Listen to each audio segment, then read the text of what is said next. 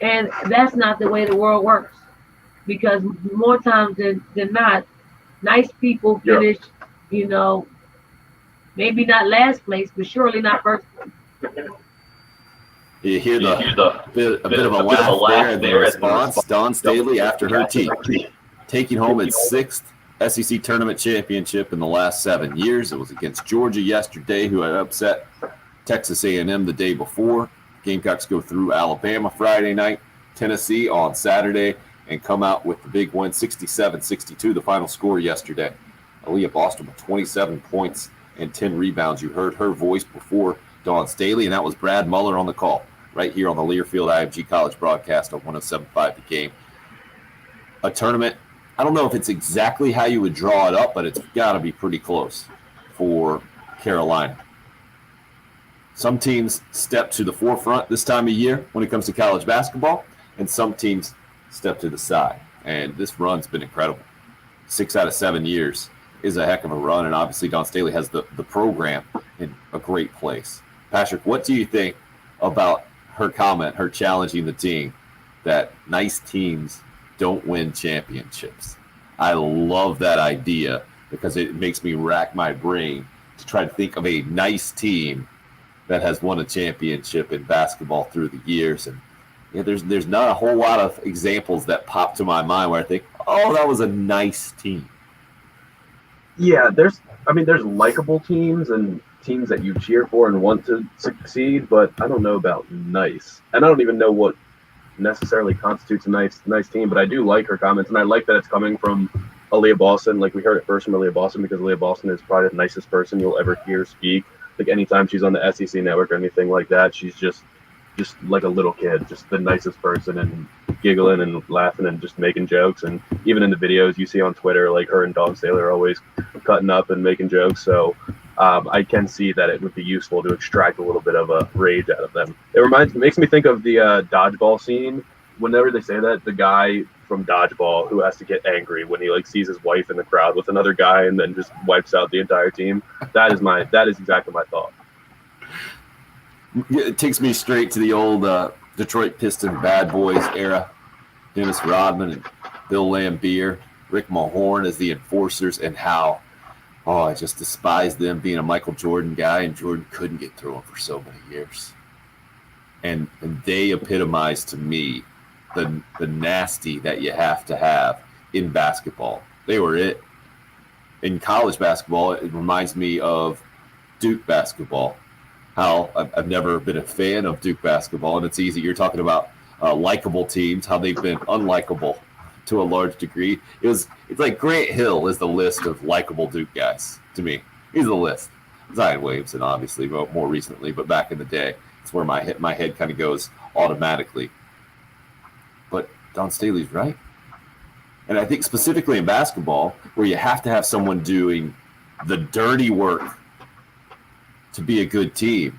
I think this is part of Frank Martin's issue with his team this year, maybe, is that they liked each other. He's talked about that before. Yeah, they like each other. But he says that's the most overrated thing ever.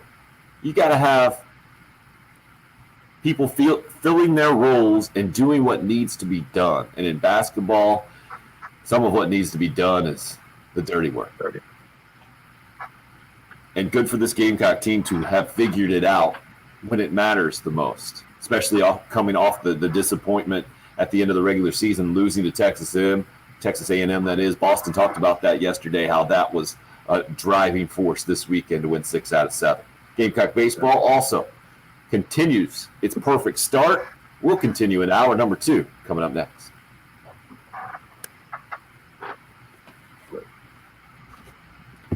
Buddy Josh, big Duke guy. You don't have to be a fan of the team to go to their camp.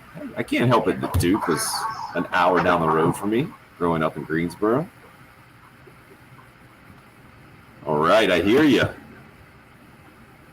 Wesley Construction, good morning. I want to hear Gamecock Larry's thoughts as well. No word from Gamecock Larry yet this morning, Patrick? No, I took a Gamecock Larry call already. You did? Yeah. Nice. How was he? He was good. He wanted to just make sure that you weren't going to bash the basketball team. Nice. Yeah, I agree, Steven. Most unlikable coach of all time. He's definitely one of those guys. Oh, that's a great little topic. Most unlikable coach of all time. Who pops in your head, Patrick? I go with Saban. Saban goes up there. Belichick. All the great ones. I don't know, because I like them. I'm trying to think of like a rival coach that I just despise, but there isn't really one. Oh, Carolina fans would say Dabo. Yeah. Dabo's probably it right now. I didn't really hate the Philly coaches growing up because I loved Andy Reid. You can't hate Andy Reid. Right. Agreed.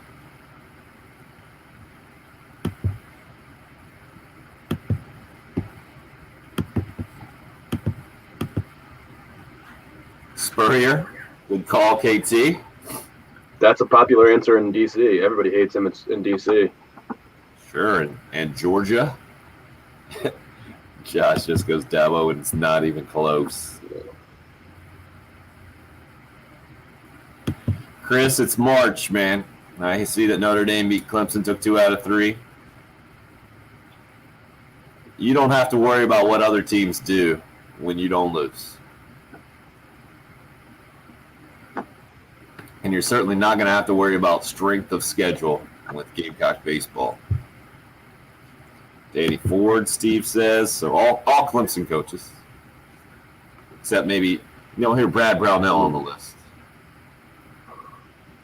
I definitely hated Coach K. Always. Yeah, I thought Gary Williams was pretty likable back in the day, actually. No, I assume he's hated, right? But No, I thought he was fans. I thought he was relatively likable. I don't think he won enough. Jimmy Johnson, the coach. Okay, let's see that. Chris goes with a cheap shot in the Muschamp this morning.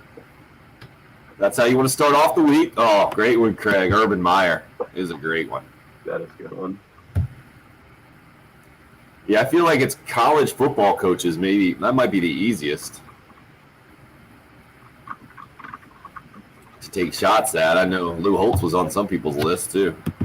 A lot of people hate Lane Good, Kiffin. Josh. Good. What were you saying, Patrick? Sorry. I think a lot of people have Lane Kiffin on there, but I love Lane Kiffin. A lot of Tennessee fans would, or maybe would have until they wanted to have him back.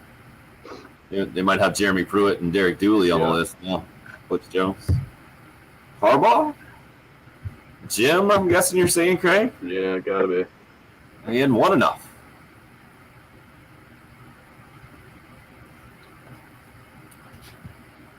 We work with Josh so we can be extra harsh, Steven. We can be extra harsh with Josh. Especially when he's talking about his Duke basketball team with no connections to it except that clearly loves front runners.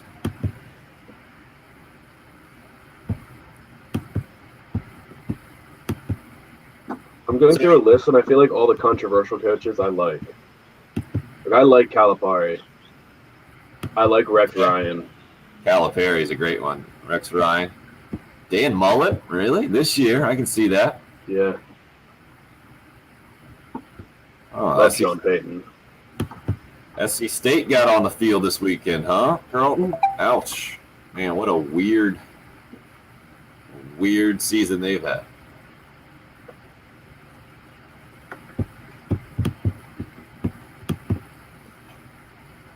John Thompson, Georgetown, during their heyday, got a texter in here. Pretty good. Yeah, because they were the big boys. All right, we can alternate between baseball scores, basketball scores.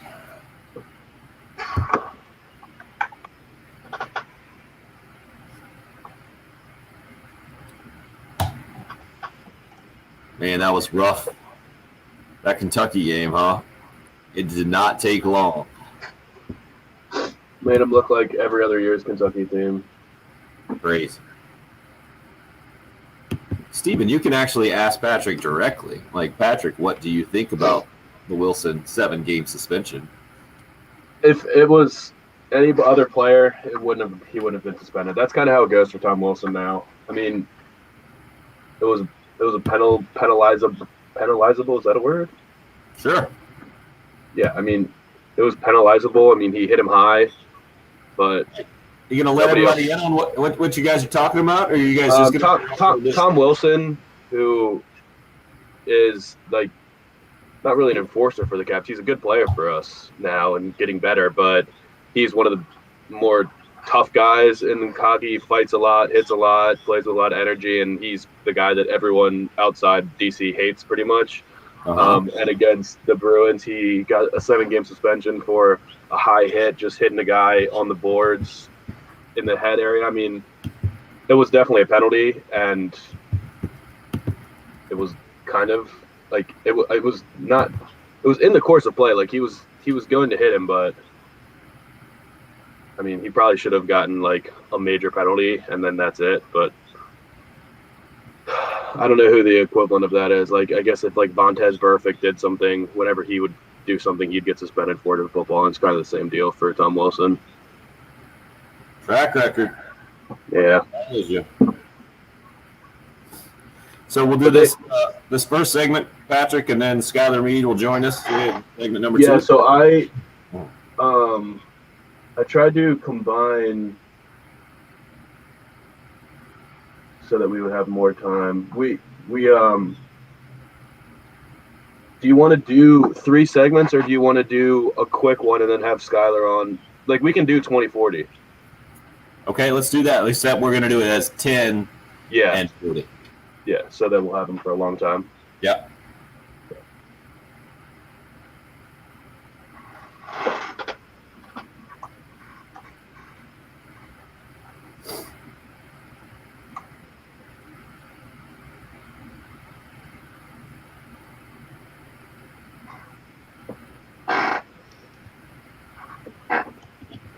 Let's start with the basketball call again. And is there one that we haven't played there from?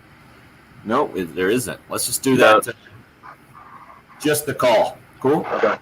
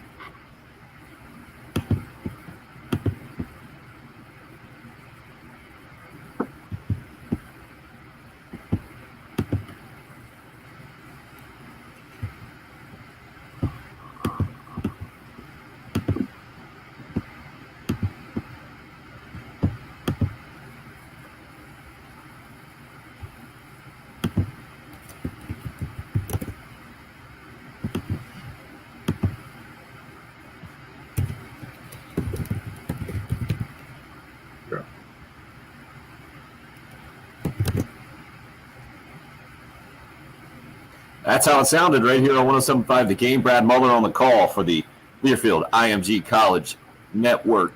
6 out of 7. This time of year, it's just what Dawn Staley and company do. And they continue to not only – they do it in different ways, I guess is what I'm trying to say as we kick off hour number 2 here. Glad you're a part of the program. Gamecock baseball, also big weekend. A sweep against Mercer. The pitching staff completely dominant. We'll talk to Gamecock pitching coach Skylar Meade coming up here in about 10 minutes or so. Gamecock men's basketball, rough outing, rough way to finish the regular season at Kentucky. They're going to get the 11 seed in the SEC tourney. No Auburn in this thing, so I guess technically finished 12th out of 14 teams. It was Texas A&M and Vandy in the final 2 spots. The Gamecocks, the 11th seed, they're going to take on number 6 seed Ole Miss, late game Thursday night. So that's how we start the week this morning. Gamecock baseball back in action tomorrow at the Citadel, and then headed to Texas on the weekend. But we got to talk about, we played it just a few minutes ago. Aaliyah Boston say during the Alabama game, Dawn Staley telling her team, nice teams don't win championships. And then she followed up on that saying, nasty is a lifestyle. And while nice people, they might not always finish last, like the cliche says, but Dawn Staley says they don't finish first. And that brought up the idea of just teams that have that reputation. Just to me, Detroit Pistons immediately, the 80s, Isaiah Thomas, Bill Laimbeer is the poster child of that. Just not a nice team. And thinking about championship teams through the years, there's not a lot of examples, I don't think. Maybe the Golden State Warriors were relatively nice during their run. Steph Curry, really likable. Klay Thompson. Yeah, because the one nasty guy on that team that you could say would be Draymond Green, and everyone hates him. Right. Maybe he has enough for everybody. But that's the thing. They wouldn't have won without Draymond. He was like there's all sorts of sports. It was a very sports talk show type of discussion. Is Draymond Green the most important player in the Warriors? Because obviously Steph is the best, but will they do it without Draymond? No shot. And especially in basketball, I'm trying to think of other examples. Football is such a violent game. There's so much dirty work going on all over the place that you can't say like there's a single position where somebody. I mean, the Chiefs were the closest thing 2 years ago to a nice team. Okay. Because all they did was score a million points. They weren't beating anyone with physicality. Okay. But they still had like attitude. I mean, people don't like Kelsey and Hill, and I think it's mostly just the Mahomes factor. This year with the Bucks, just because of Tom Brady, they don't even get any kind of benefit of the doubt of being a nice team. No, and because they won the Super Bowl by just completely manhandling and out physicaling the Chiefs, they proved that they were actually tough. And Ndamukong Suh is nasty. Well, I think that this idea might be one of the reasons that Tom Brady story about apologizing and texting to the Honey Badger after talking so much with him and getting basically drawing the penalty on him and the whole thing. That's why it rubbed me so wrong because.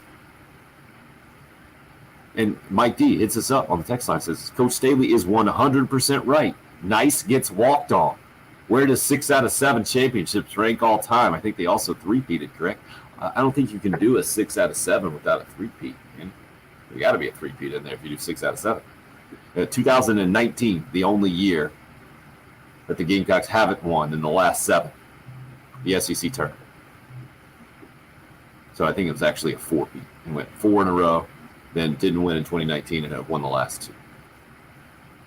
But this idea of you can't be nice and win a championship, and maybe it applies more to baseball than anything else.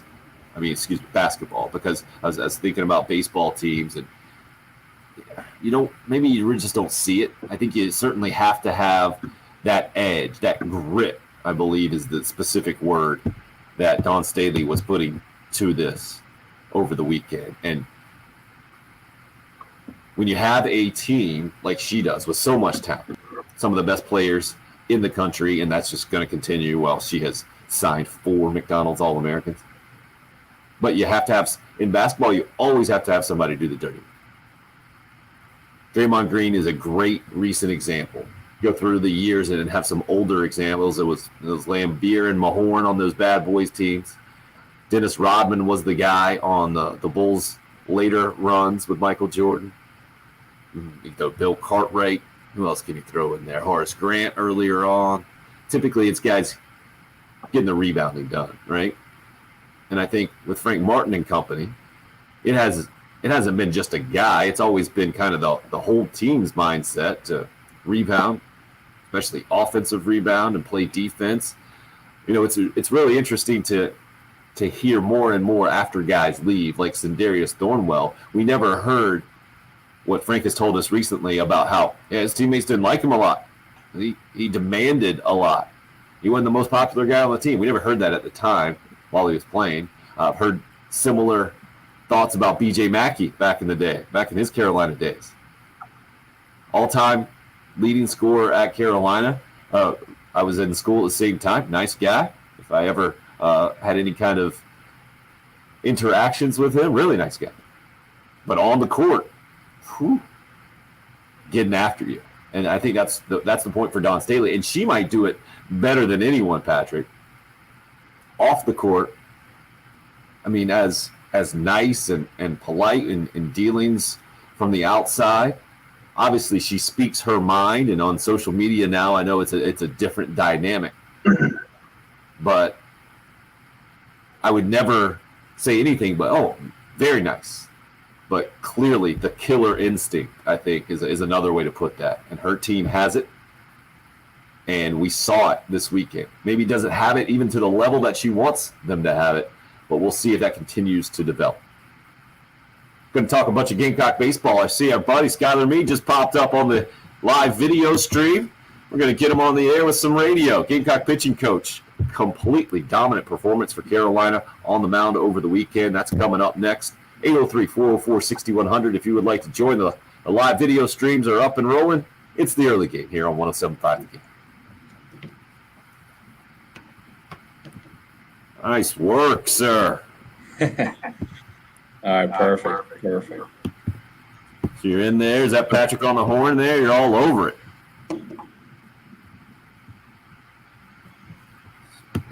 That out, that in. Your morning has clearly started better than mine. I heard you were a little delayed. Never good when open up the eyes and it's light outside. I'm like, oh, crap. Apparently, my old man can't handle calling baseball games on the weekend with my schedule here. That and your hoops yesterday, I guess. Oh, yeah. That was sad, too. My kids even made me leave early. I only played a couple of games. That's all right. The real star of the show took over, so. Yeah, exactly. Fortunately, we had Patrick holding things down. That was very stressful. I think everyone listening could tell that. It just gave Patrick those terrible dreams now. You're going to have those dreams that wake you up in the middle of the night where you're Because a lot of times, especially doing it at home, Bill or Tim sometimes will just pop in like a minute before the show starts. So I'm just letting the theme song play. And I'm like, all right, he's going to probably pop on here. Maybe he'll be a second late. And then just nothing happened. I was thinking about just putting the CBS thing on. I was like, should I? Yeah, no, I'll just try and say something. Attaboy, you made the right call, Patrick. This was all just a test, actually. Skylar hit me up yesterday. He's like, how can we have some fun with Patrick Monday morning? Just don't Leave show him up. out there on the ledge for 30 minutes or so. This is why we need to be in studio. Is there any plan for y'all to get back in studio? No, not yet. Still waiting. We plan to get back, but there's no plan for us to get back, right? I got my first vaccine shot last week. Ooh. How was it? I mean, it's easy. Now, I will tell you this, and I'm not like some softy when it comes to shot. It does hurt for like about 24, 48 hours after, just like in the actual spot. But that's it. Nothing else happened. Now, maybe the second one. I know some people had effects, but Right. it's the like second 2%. one you don't feel good, right? Like you actually get kind of sick, I thought. Well, that's what they say, but it's all I equate it to like flu shot. You know what I mean? Like some people have it, but a lot of people don't. So I don't know what's real. April 5th, I'll get my second one though. But like all of us coaches went last week and got it. Nice. Where was it? Down by the Just stadium? on campus at the the student health thing. Oh. I mean, it was a quick process. We were in and out in 20 minutes. My parents, when they got the second one, my mom was, I think, fine, but my dad was not feeling good at all. I think he was basically in bed all day, sick. Yeah.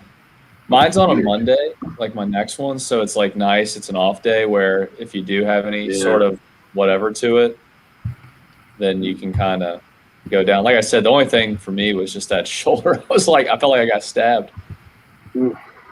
I talked to Stuart Lake. He says his was getting him, Yep. especially when it he's throwing about 500 BP pitches. Yeah. I was going Do to you say. Pick which arm it goes in, or they just say it's this one? You do. Actually, I asked before. I was like, hey, can you, because I'm lefty. I was like, can you make sure can I do my right? So I had to flip around. And it was funny. We walked in, though. There was some dude passed out on the ground. It was me, Stu, and Bev Smith with softball. And this dude, it was like laying on the ground like he was dead. Like I'm walking. He's like, "Hey, can I get a Sprite? I need crackers. I'm gonna faint." Like this, I was like, "What's going on with this shot?" Wow. Whoa. Tim, you got any more games they've asked you about? What's the deal there? Have not heard anything.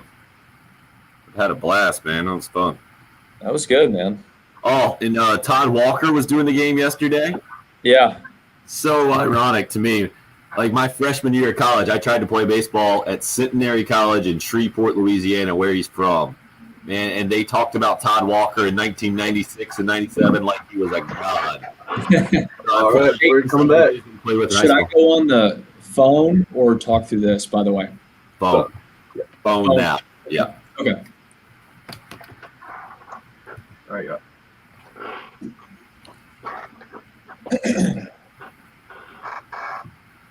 Pleased to be joined both on the live video stream and the live radio audio stream. Regular radio, right? We call it Love Chevrolet phone lines at 803-404-6100. Skylar Meade, Gamecock pitching coach, joining us now. And man, what a weekend for your pitchers. Skylar, you don't look it, but you've been part of college baseball for a lot of years. Have you ever had quite the weekend like this, or one combined run, a whole bunch of strikeouts, a couple of shutouts in a row? Quite the weekend for your guys. It was a heck of a weekend. There's been a couple times where we've had some stretches like this at different places I've been, but I think honestly it's just a sign of a whole pitching staff. I mean, it shows you got more than one guy that's out there doing it. I mean, it was certainly a group effort throughout the duration of the weekend, and those guys were really good and executed the game plan. I mean, they're the one doing it. So I commend all of them from top to bottom, and hopefully they can keep doing it on Wednesday. Impressive, especially yesterday when a no-hitter goes into the 8th inning, a combined no-hitter at that point. And I had no idea until listening to the post-game interview. I think it was the great John Whittle from the Big Spur brought it up about Julian Bosnick. Did you hear any of that, Skylar? So John starts his question by saying, I don't think you haven't given up a hit this year. You didn't give up a hit last year. You were hurt the year before that. So how long has it been since he's actually given up you ever been around a guy who hadn't given up a hit for so long? Julian Bosnick, it's like 3 years officially, right? Yeah, that's a heck of a statistic. I would think that would be good for the Gamecocks if that held true for the rest of 2021 for sure. We'll knock on wood right here in the office, but yeah, he's done a heck of a job, and I think the thing for Julian is there's still like a lot of growth in him, and like that's not cliche. Like it's when his command comes back, I think as it warms up, he's a guy who got hurt and had Tommy John from his high school senior year injury, and I think the feel maybe is a little bit maybe late for him in terms of just being able to corral it when he loses it. But man, he's tough to hit. He's tough to see. And I think the hitter's swings show you that. I mean, I think he had 16 swing and misses yesterday and his 5 2/3, which is a heck of a lot of swing and misses for one outing. Yeah, 9 strikeouts for him yesterday. It's 70 strikeouts total in 47 innings pitched for your guys. And I know that number 70 with the walks is a big concern from your standpoint, and it seemed to be about as good as you could have asked for over the weekend, and guys keeping that command by and large. Yeah, absolutely. I mean, I think the thing that was good with this weekend, and I think Farr had 3, Brandon had 3, I think Boz, most of our walks this weekend, if not all but one, I believe, came from our starters. And so you can kind of wiggle around with some starters if it's sporadic and how they do it. So I thought it was really nice that, our bullpen came in and just stuffed the strike zone and got after dudes. And that's what you want them to do. And I know one of the things, and I thought we were going to have a great pitching staff last year, and we certainly did, fairly well through 16 games. But one thing I thought was going to happen as the year went on, because more guys we were changing some roles. I thought our bullpen was going to be very much strike throwers. And so far our bullpen, knock on wood, has done that. And so I think that, we'll continue to have even more guys that get in the mix that continue to pound strikes. And that's big when you get in the tight spots late in games, the 6th through 9th inning. And from a coaching standpoint, I'm guessing it's almost good to see. Obviously, you want to win every game, and you You would prefer that your offense scores a whole bunch of runs, but then you don't get the information on your staff maybe that you've gotten here in the last couple of weekends with the close games against Clemson and now close games, obviously, especially yesterday when you win at 1-0. Look, baseball is made on the teams that can be tough and that can win close games, find ways to eke them out or to make big pitches and big spots. And yeah, you have to learn things. And I mean, and it only gets tougher, obviously, as we continue, starting on Wednesday.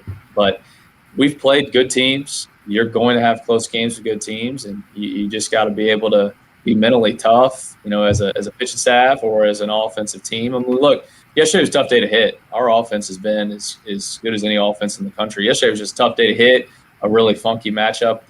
Kelly did a heck of a job mixing matching us, and I don't know if we'll see a guy like him the rest of the year. And so, I chalk it up to just kind of one of those days in baseball. But fortunately, we were able to do just a little bit more on the pitching side.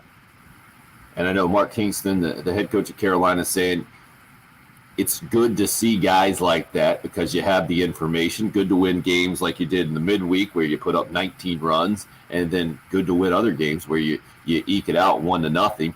He is not former Gamecock. He is current Gamecock pitching coach Skylar Meade, joining us on the Love Chevy phone lines now. Looking at these numbers, and they're ridiculous. And you were talking about your bullpen. To me, that's what really separates the top-level teams in college baseball from other teams that are just trying to compete. Is not only do you have a good guy to go in your Friday night game or a good starter on Saturday maybe, but it's those guys coming out of the bullpen, and your guys, I mean, you can just go down the list here, right? It was, I guess, Peter started it out of the pen on Friday. Sanders mostly Saturday. Brett Carey obviously coming in the last minutes, and you mentioned Jack Mahoney as a freshman as well. Is this maybe what you're most pleased with? Because I feel like you knew what you were getting with your starters. Those guys a little bit more experienced and proven, but some of these guys out of your bullpen, what they've shown through 10 games this year has been pretty remarkable.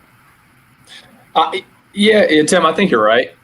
That is something that you think that you have like in your back pocket is guys that can be really good in the bullpen. So for them to go out and perform at those strikes as they have is really good. And I know I saw on even the bottom line. I mean, we got one back now in the mix that we'll start throwing soon, and Wesley Sweat, who was, besides Brett Carey, one of our best pitchers in 2019, and he'll be back in the mix, coming off his injury. And so hopefully you're adding guys to the arsenal that can help you continue to, win close games because you need guys to strike guys out.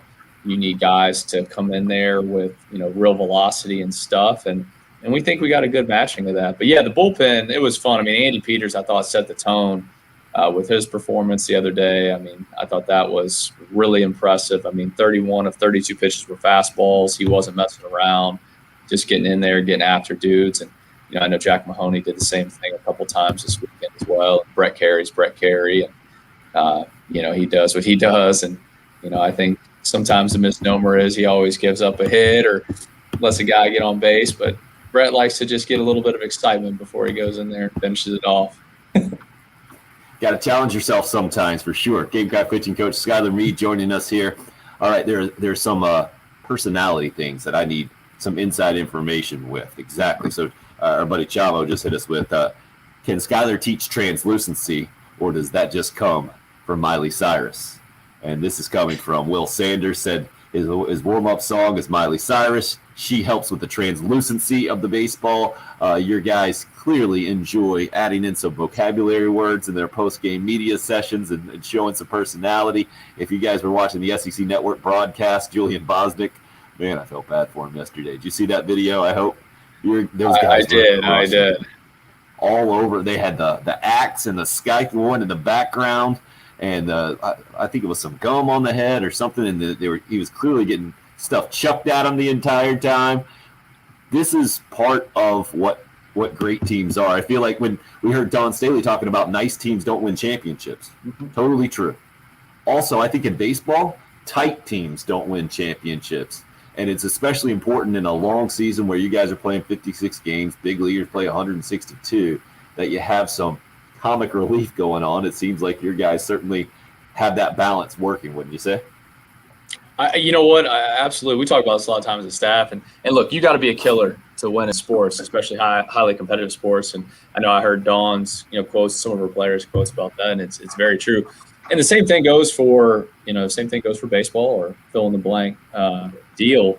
What I think is good for our team is we do have some guys that are characters, but they're not putting on an act. That's kind of what they are. Brady and Wes, I know, were complimented by Julian yesterday, and Brady and Wes and really Brett, they're three peas in a pod, and they're, they got their own quirks. And Will Sanders he's a different bird. There's a lot of them that they kind of got their own shtick, but they're not, like I said, they're just kind of being who they are. And I think it's a nice meshing of older guys who are confident in themselves. There's young guys that have a way they go about it, and you're starting to see it mold pretty well. The most difficult thing for us as a team that we went through in the fall, I thought, was our inability to be around each other, right? Like, you try to come together as a team, and I know baseball is a mano-a-mano sport that's played in a team setting. It's really about pitcher, hitter, catcher, and, then everybody else may or may not participate depending on what happens. But I do think we have a really tight team. We had an exceptionally tight team last year. And so I think that can help you, like you said, because tight teams can't win. You can't get pressured up when you're in games like we were at Clemson, where every pitch there's so much riding on. And at one moment, the swing is, oh my gosh, Burgess hit a double. We're going to be on. Oh my God, he's thrown out at second base. Are we going to win? They got 2 runners on in the 11th. Oh my God, we're bringing in a freshman. What are you doing? You're bringing a freshman into this. Oh wait, double play, ground out. We score in the 11th. You just got to have faith in your guys, and the players have to have faith in one another. And I do think that we have a really unique blend of that. It doesn't mean everything will go perfect during the year, but our guys really do buy into one another. In the recruiting process, how do you evaluate that? Or is this one of those things where you can't quite project how the chemistry is going to work, especially on a pitching staff? I do think that's pretty hard to project, especially the way we recruit. Unfortunately, we recruit guys so young. But I will say, in terms of like getting to know one another, like, especially as assistants, myself, Coach Lake, Coach Current, Coach Couch, and Coach Couch is especially really good at this. Like, you get to know these people, and these recruits and their families, and you kind of learn what makes them tick. Like anybody that watches Jack Mahoney, he was a 3-sport kid in high school. He was the quarterback. He played on the hoop team. He's a shortstop. He pitches. Like, he's a psycho. Like, we knew he was going to compete at a high level. Like, that's not shocking to us. We knew Will Sanders was a little quirky, right?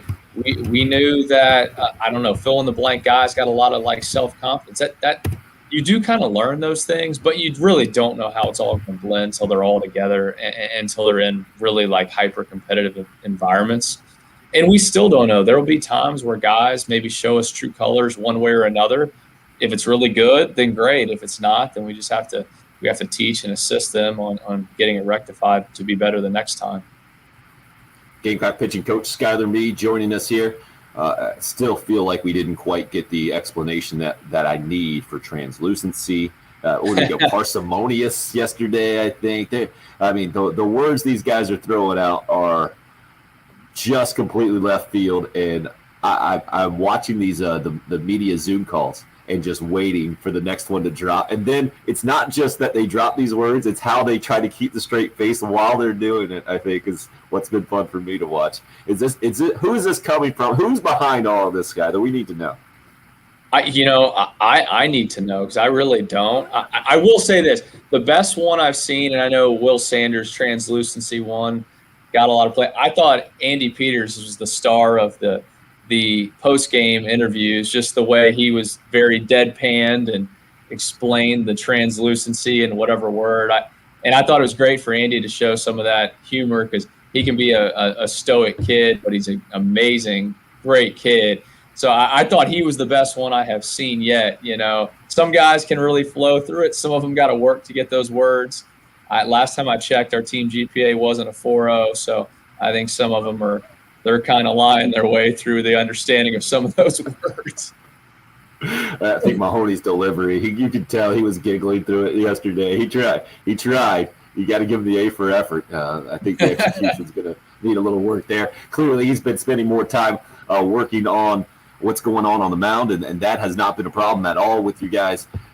These numbers are pretty silly right now. So how do you, as a Gamecock pitching coach, when your guys have had already so much success? I mean, Will Sanders is a freshman, and he's got 2 wins this year against Clemson in back-to-back games. For instance, his ERA is 0.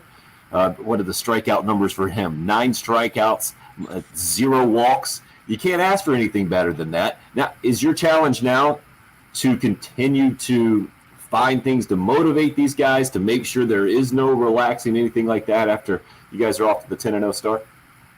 I would say yes to all of that. You in this sport, if you're staying the same, you're not getting better. And that's not coach speak. That's real talk, like that we say to our guys. And I mean, I've probably been as hard on this group as any group I've coached in my 14th. This is my 14th year in coaching. And so I think that's probably what they need. They need to be challenged, and that starts from the top. I mean, Thomas Farr is as self-motivated a kid as there is, but he wants me to really be on him and showing him things every day. And therefore that's my responsibility as the pitching coach here. And that trickles all the way down to maybe even some guys who haven't got an opportunity yet, but are working really hard to be ready when it comes. And so, yeah, they're going to continue to be challenged. We're not perfect. There's things that we can still do a lot better. And like I said, it's only going to get harder. So there's only going to be more expectations put upon them.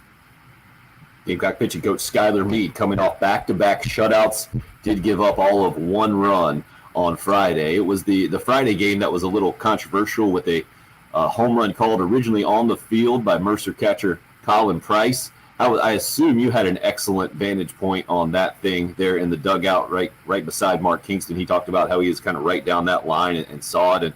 And what'd you think of how that all was handled? Originally called foul on the fair on the field, then overturned on the field foul before they went and checked it out on replay.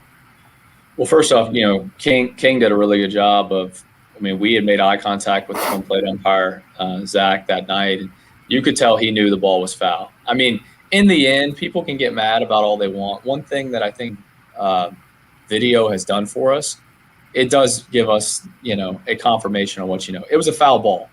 Was it close? Yeah, it was close, but it's a foul ball. So I'm a little confused when people get mad about that. I mean, it would be like us being mad on the play at the plate with Eister yesterday. Yeah, we would have liked for the overturn to happen, but you know why it didn't? Because he was out. So, that's the deal.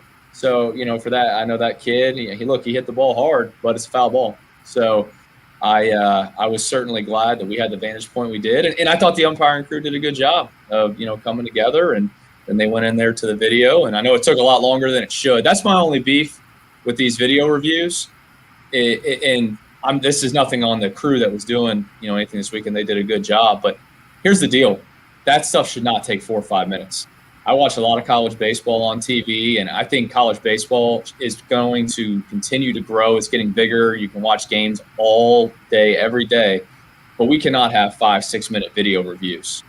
If it takes that long to be confusing, go with the call that's on the field. It's just not good for our game. You can get away with that in the NFL and it shouldn't happen in the NFL either, just my opinion. But the reality is we need to keep our game moving fast. I mean, we would have played a 2-hour and 20-minute game yesterday if it wasn't for 4 reviews, and a couple of them took way too long.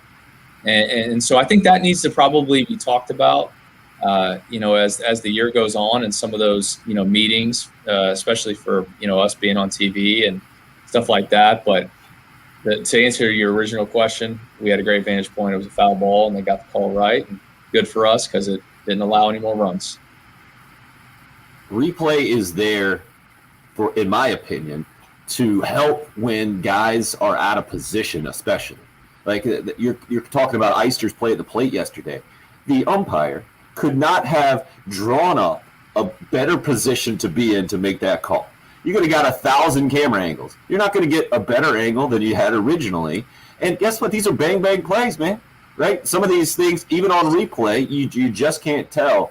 So I'm with you on that. Like it seemed for whatever reason in that home run that was originally ruled fair and it was foul, the umpire had a tough time getting in the right spot there on the third base line. So you help him out. And then then you move forward. You're right. We could get on a soapbox and go on this thing for all day.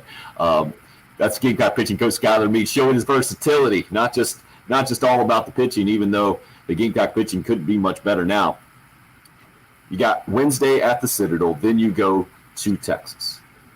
From your vantage point, how do you talk to your guys about getting to that next level of competition? Clearly, Clemson is in the upper echelon of college baseball. Mercer, no offense to them, 4 programs in the country the last 10 full seasons with 35 wins or more, and they're one of them. So it's not like they're a cupcake or anything to that degree. But at Texas, Vandy, and Florida, that's a little something different. Do you even talk to your guys about that, or I assume they understand the deal? I'm guessing there's not a whole lot that you have to say in this situation.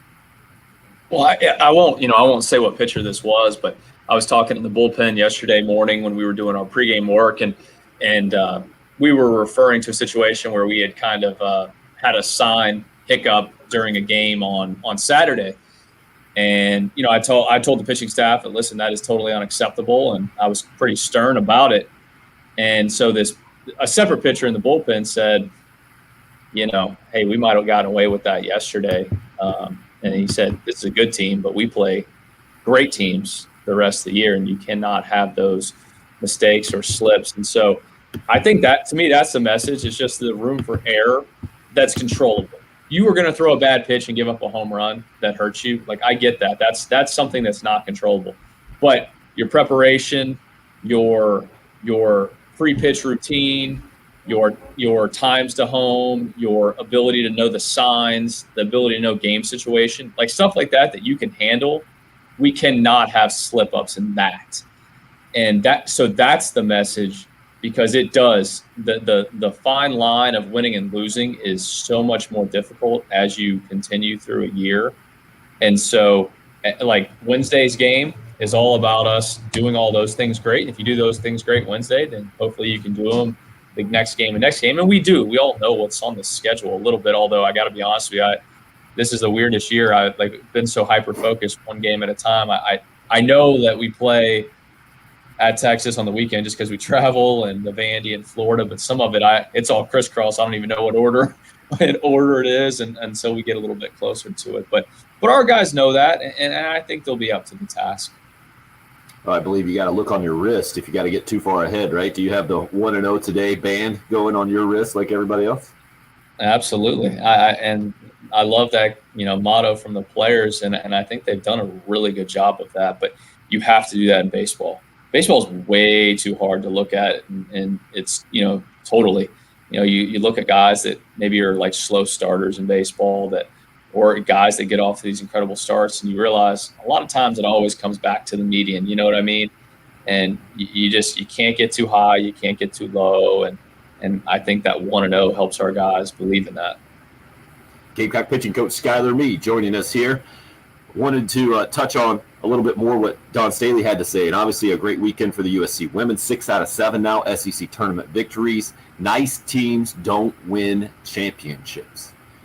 In baseball, I don't think we see the example. It's certainly not on display as much as it is in other sports where you have more of the physical, close confrontation, contact. Basketball, you got guys slugging it out for rebounds, or women slugging it out down low. In football, obviously, you have the collisions every single play. Baseball, you mentioned the mano-a-mano.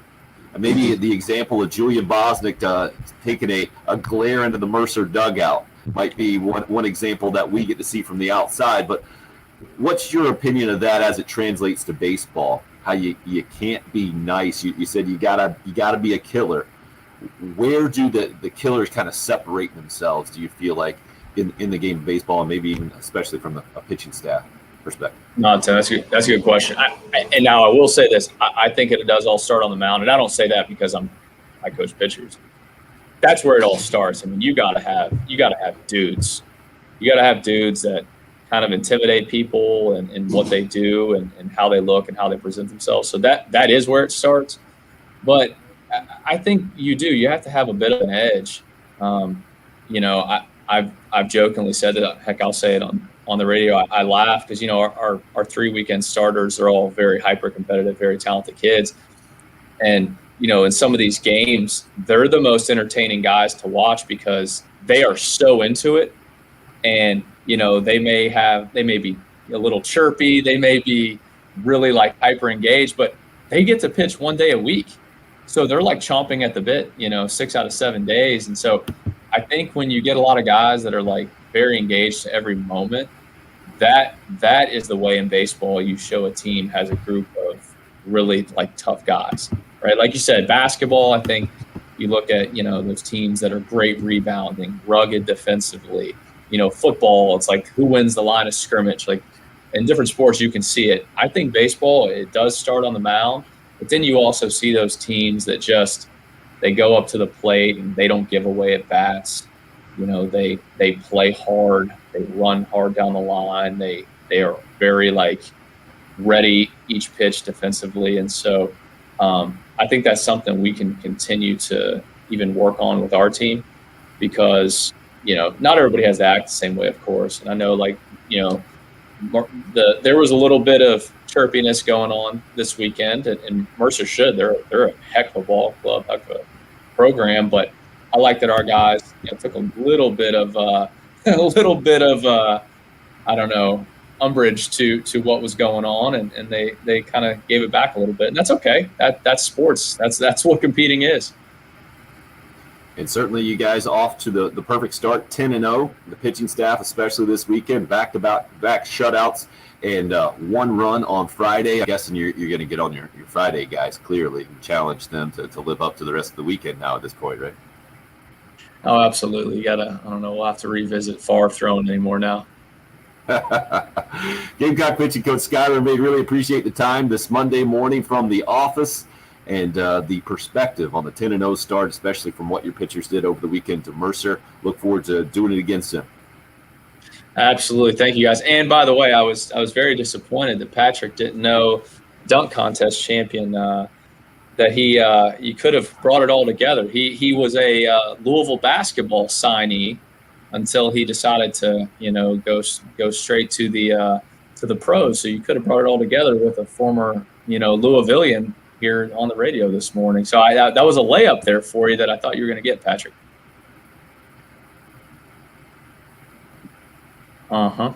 Yeah, during the tough times 5 years ago, which I won't go into with Louisville Hoops, but during that time is when he was signed, and then he decided, I'm not going to go there for a year. Those Louisville guys in their basketball, he's all over it. Skylar Meade, we missed the layup because it was a dunk contest, man. Come on, it wasn't a layup contest. Touche. Appreciate the time again. Skylar Meade, ladies and gentlemen. We'll get back into and hear from Dawn Staley exactly what she had to say in case you missed that. And Aaliyah Boston and company coming up next here. You're listening to The Early Game on 107.5 The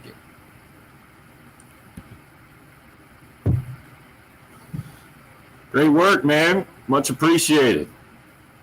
Look at him. He goes from one ear to the other. One click of the button, and he's good to go.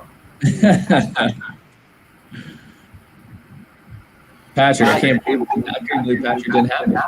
Well, I did throw him under the bus this morning and just overslept and made him do the beginning of the show. So I'm gonna take it easy on him. But I like the hard coaching you're giving him this morning. Yeah. I mean, listen, he's up to it. He's a tough kid. Tough.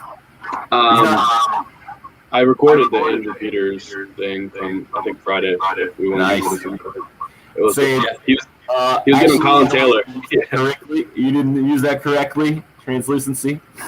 Loved it. Poor Colin Taylor is just trying to be part of the joke, and he's just like, no, actually, that's wrong. I tell you what, that Andy, he is he's got to create a very unique story, but he it was like he was the last person I thought would. I don't really watch those, to be honest with you. I'll see him on my Twitter feed sometimes or whatever. I don't watch him, but when I saw his, I was like, I told the pitchers yesterday, I was like, or maybe it was Saturday, I was like, dude, the rest of you guys suck compared to him. He's really good. I thought, I thought Sanders. I was like, Will, he's just so goofy. I was like, I'm not bought into that. You can tell you're just making this word up. He broke at the end, but you could tell in the first answers, it felt very ethereal, and his mouth is just quivering because he's trying not to break a smile. Now, hold on. I got to grab it. Do you ever notice this on Will Sanders? Hold on one second. Oh, he's going to materials. Love it. The funniest thing, you ever watch Sanders, like it's like a big moment, like that Clemson game, he just does this on the mound. Wow. Have you ever noticed that? I haven't noticed it yet. And watch him throughout the year when things are good for him. He just flips the ball like he's a little kid sitting on like his couch. He just does this the whole time. Like, can you imagine me doing the interview this morning, just doing this? Yeah. Like, I'm like, what in the? Just a game. But that's how that kid operates. He's a different duck. That's fantastic. Thanks for the inside baseball tip on that one. We'll definitely point it out from now on. You're gonna watch it now, and you're gonna go, it's a 1-0 game, and this guy's flipping the ball in the ninth. What the heck is he doing? Brilliant. Just a game. Yeah. The other funny thing about the Peters interview was he used the word plethora, and I think he was dropping plethora like it was on the same level as ethereal and all those other words. And he thought he got a good one with plethora, but it's like plethора's just like kind of a daily vocabulary word. Yeah, I know. I told a coach I worked for one time. He was like, "Hey, how come we had this kid named Slasnick?" He's like, "Why did Slasnick like suck at doing this over the weekend?" I said, "I'm gonna be honest, coach. I just think it was an anomaly." And the coach like stopped me. He goes, "What is that word? What are you talking about?"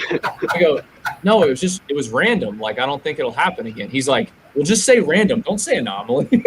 All right. Well, keep my vocabulary simple for our conversations. Fantastic, What man. were the words that Dabo got all confused about last year?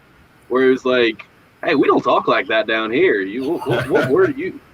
I can't remember. I like that. You're bringing the Louisvillian flavor. You're bringing us all up with the vocabulary. It's much appreciated. Oh yeah, these guys. Just trying to bring a little 502 information. Well done. I was gonna mention Phipps and his cheat sheet there, but I decided I'd stay away from that one. Hey, him and Gilreath, Colin Burgess could not be any more happy that we forced them to use it. So trust me. I believe you. Well, shoot, guys. Well, I appreciate y'all having me on and everything. No, great stuff, man. Great stuff. Absolutely. So, and we got Jan. I know Jan always sits over there third baseline, talks to Coach Lake all the time. So I saw his question on there. I was like, I'll throw in a little wasn't sweat for him so he doesn't keep asking. Well done, sir. Well done. All right, we're going to get back to work. You get to do the same. Absolutely. We'll see you guys, all right? Thanks, Gotta guys. go on. See you guys. All right, we got 20 seconds then. Gotcha. Thank you, sir. The Clemson word, the Dabo word was homage.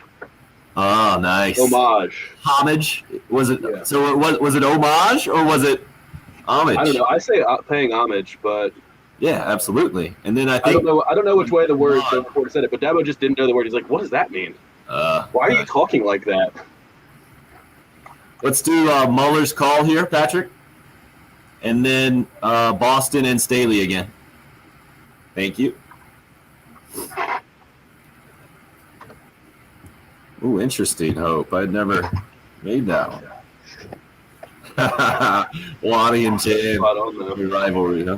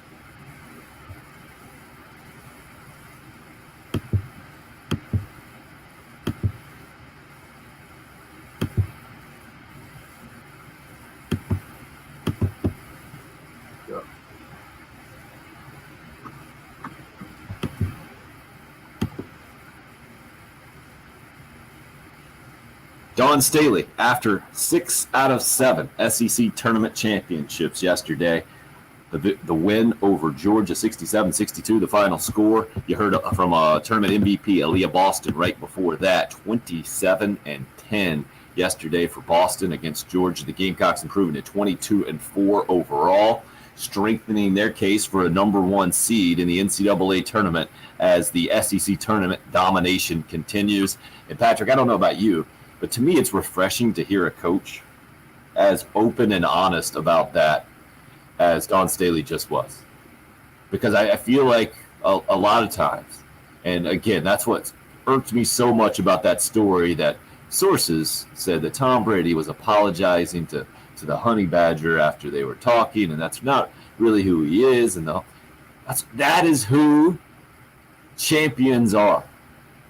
You have to have that streak. I mean, Dawn Staley said it great, and she has the track record to back it up for sure. Player, coach, any level, college, pros, Olympics. So she knows better than anyone. And to hear it put like that, some teams don't need to hear that message because they have those personalities. Clearly, that's not this year's team, or that's not the personality that they're exuding enough for their coach. And to put it that simply, and then to see a team respond, it was pretty impressive over the weekend. And Patrick, we were talking about a little bit earlier about other coaches that have come up that clearly have that killer instinct, that maybe aren't the most likable. They don't have the more likable side to them. We've got some great names this morning. What's the one that sticks out to you? Because you say you actually like a lot of those guys, so it's hard for you to come up with names immediately or come up with a big list. Yeah, because the go-tos, at least for college, is always Saban, and then in basketball it's going to be Calipari and guys like that are, I guess, or Lane Kiffin, like guys that have a little bit of attitude. I always like those guys. I like Sean Payton. I mean, I do like the Saints, that it helps, but I like all of those guys. Coach K is the one for me that I've never liked ever, and I think I might put Boeheim and Izzo in that category too. I've never been a fan of any of them, really. Okay, I can see that. The Urban Meyer suggestion from our live stream earlier, I think, the best example. Like, clearly not nice all the time, or hardly any of the time. But how that's going to work out with Jacksonville and the number 1 pick and Trevor Lawrence joining the fold and all of that is going to be fascinating to see how it works out with how he relates to his players. This is where, to me, it's fascinating between coaches and players, and especially at different levels. Because when you're a college coach like Dawn Staley and you're developing relationships that start with kids at 16 years old, that's a different deal than Urban Meyer stepping into the Jacksonville job and you're dealing with a 10-year, 12-year NFL veteran. Good luck taking that same kind of fatherly or parental approach with that guy. That's not how it works. And that's why these college coaches transitioning to the pros, sometimes they go terribly. Very few able to make it work. We'll see what Urban Meyer can do down in Jacksonville, but we'll continue to discuss a weekend of winning for the Gamecocks by and large. 6 out of 7 now for USC women at the SEC tournament. Gamecock baseball off to a 10-0 start. I believe this is the first time since 2010 we had that question pop up. But 10-0, as good as Gamecock baseball can do it, we'll try to be as good as we can. Coming up in hour 3. Swagger. Yeah, see, to me, swagger doesn't include the nastiness that Staley was talking about. Swagger comes with more the cockiness, I think, or more that kind of attitude as opposed to the mean streak I think she was referring to. This 8 o'clock hour will be normal, and you'll have a 8:20 and 8:40 zero res in Buford. Okay, thank you. So normal meaning 3 breaks, right? 3 breaks, yeah. Bobby Knight, hated and despised, Doug Elgin says, and I loved him. Yeah, I wasn't around for enough of him.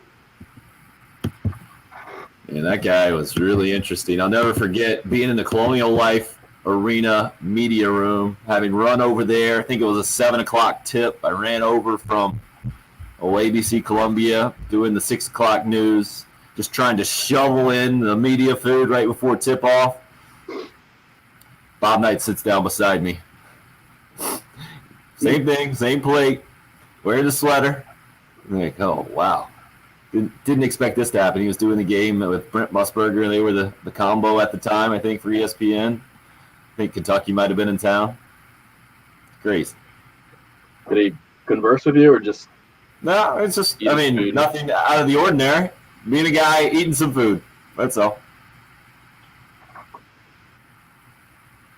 My other interaction with him, I was out in Texas. He was coaching at Texas Tech, and I was working 2.5 hours east in Abilene and came over to a golf tournament, I think, that they were putting on there. I think he's a hunter as well. One of the reasons why he ended up at Texas Tech. Buddies with AD. A lot of hunting out in West Texas. He's not doing well right now. Health-wise, you mean? Yeah. It's too bad.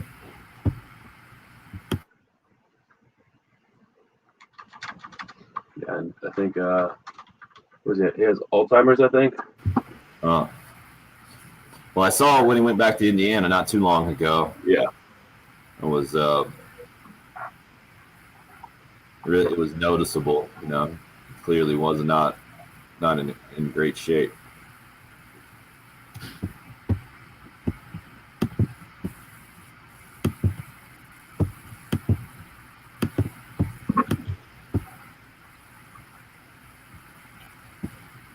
So did you pay much attention to college basketball at large over the weekend? Yeah. What did you get into?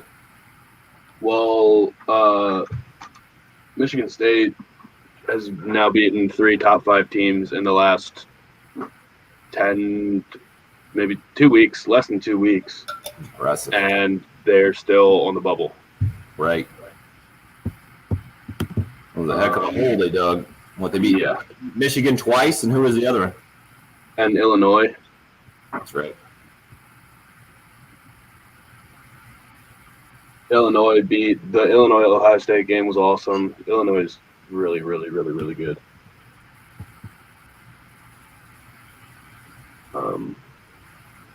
Luka Garza got his number retired. Yeah, I saw that. Was he 55? Is that right? Yeah.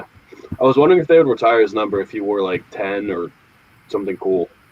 Like, it's not a big deal to retire 55 because nobody's really going to care or want that. Chavo Bill was sick this morning. If you watched any of Friday's show, you can understand how Bill might not be here this morning, but trying to bounce back. I think he got some medicine yesterday from the doctors, hoping a solid day off. We'll have him back on tomorrow's show. That's a long sickness. Yeah, no kidding. Well, he said it was, he had that ear thing, so I think he did get it looked at, and it was an ear infection combined with sinus stuff.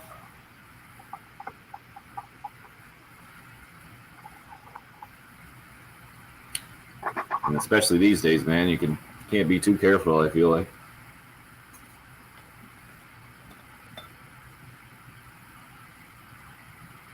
But we should have him back soon, hopefully. And if it takes a couple more days, I hope he knocks it all out quickly.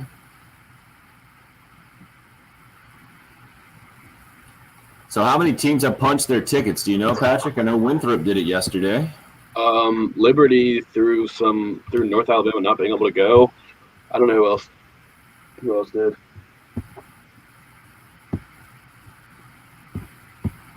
No, we're going to have a bunch of games. I think we got the SoCon game today. Let's see the schedule. Heath will be done 15 minutes early, I know. So that quick pregame will get on. Did you watch any of the All-Star stuff? Did not a second.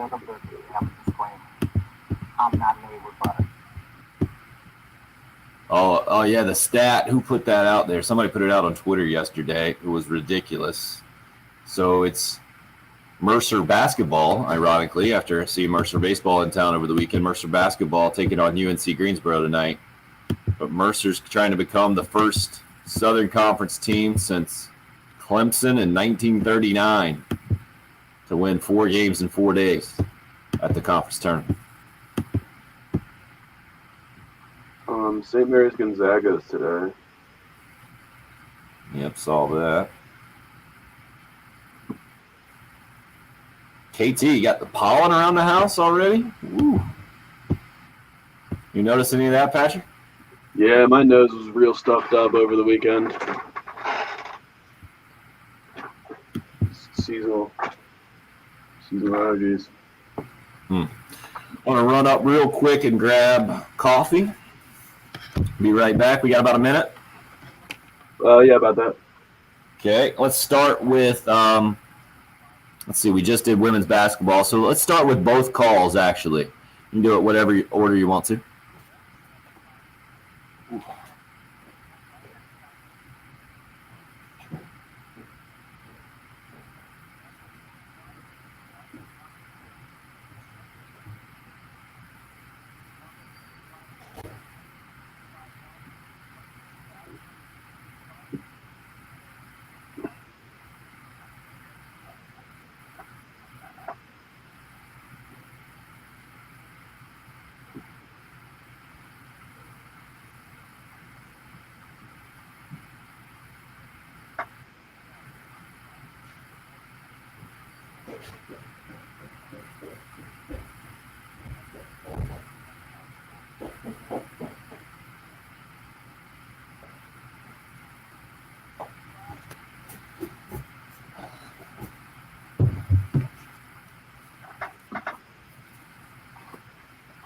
What are you talking about? Hockey?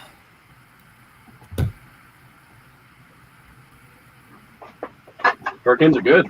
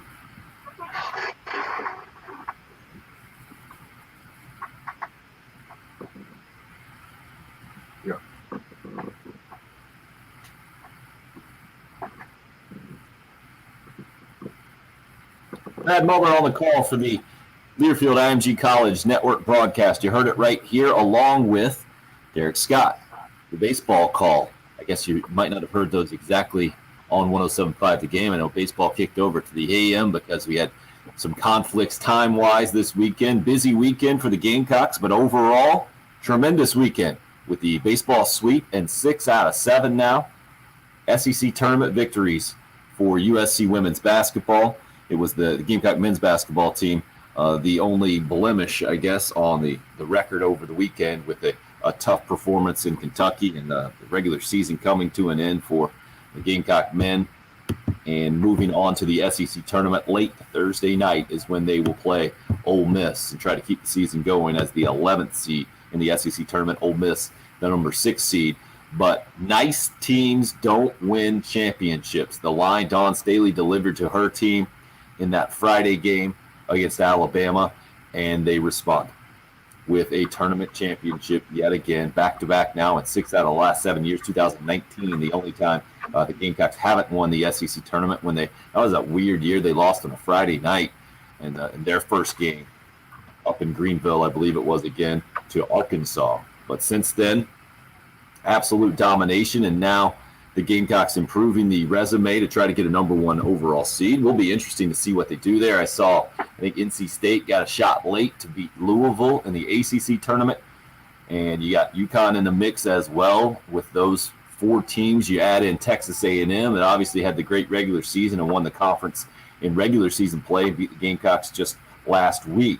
So to me, it looks like 5 teams fighting for those 4 number 1 overall seeds. I don't know how much, Patrick, this year seeding is, I don't know how important it's going to be compared to years past, because you don't have the different venues.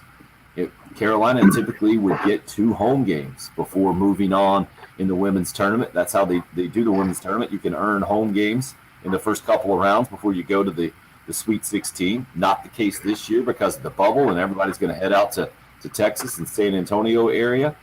In the men's tournament, it'll be up in Indianapolis and the surrounding Indiana area. So I've never quite, I mean, I get it. You want to be a number 1 seed, right? And if you have the resume to back it up, then you certainly want to add that. It's kind of a prestigious deal, and you had the 1 versus 16 thing for forever until UMBC broke that up with Virginia a few years ago.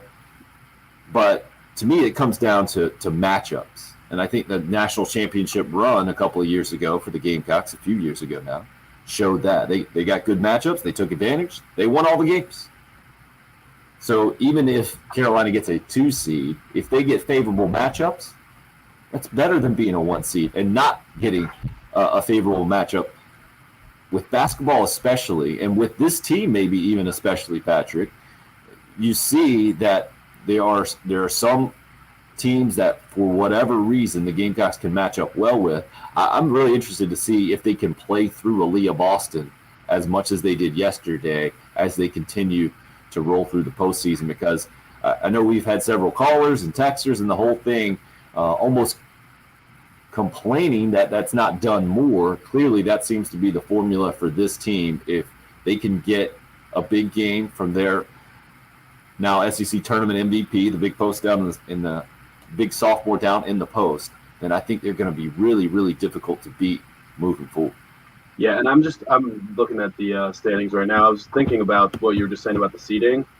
That is going to be really, really interesting, because I guess the region you're in is more important than the seed at this point. I would think that you wouldn't want to be paired with Connecticut. Like, you don't want to be the 2 seed in Connecticut's region. But at the same time, I mean, 1, 2, and 3 are 3 of the 4 teams that have beaten South Carolina this year. So if South Carolina jumps in as a 2 seed underneath like a Texas A&M, which I guess that probably wouldn't happen.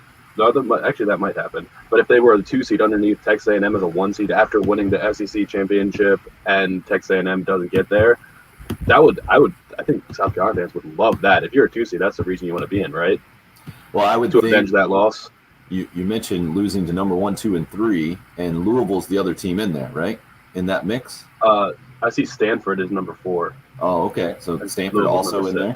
Yeah. I would think you'd probably want to be the 2 seed in the region against a team that you hadn't played yet. You certainly hadn't played and lost to, but clearly what we saw over the weekend with the Tennessee matchup on Saturday. Tennessee had beaten the Gamecocks earlier in the season, and there was plenty of revenge gained on that one in the 15-point win, where they just absolutely shut Tennessee down in the fourth quarter from a defensive standpoint. The third quarter, I think, is the one that really got them some separation and made that one relatively comfortable.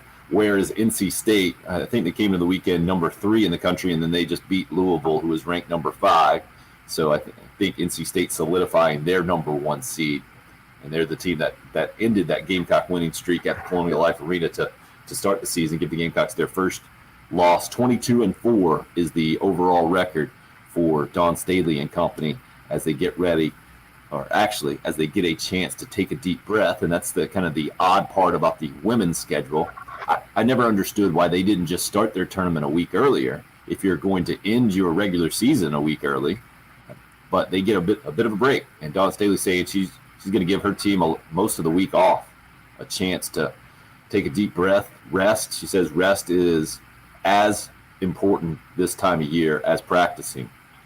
And for someone who has been through this a bunch of times and has taken her team all the way through the NCAA tournament and national championship, certainly knows what she's talking about there. On the baseball field, man, the pitching especially impressive. And we talked with Gamecock pitching coach Skylar Meade a lot in the last hour about what his team and what the Gamecocks are doing now. Off to a 10-0 start, getting the sweep against Mercer, taking care of their business. But the Gamecock pitching staff doing more than just taking care of their business. And back-to-back shutouts, just one run given up on Friday at the Citadel coming up on Wednesday, and then headed to Texas before SEC play starts.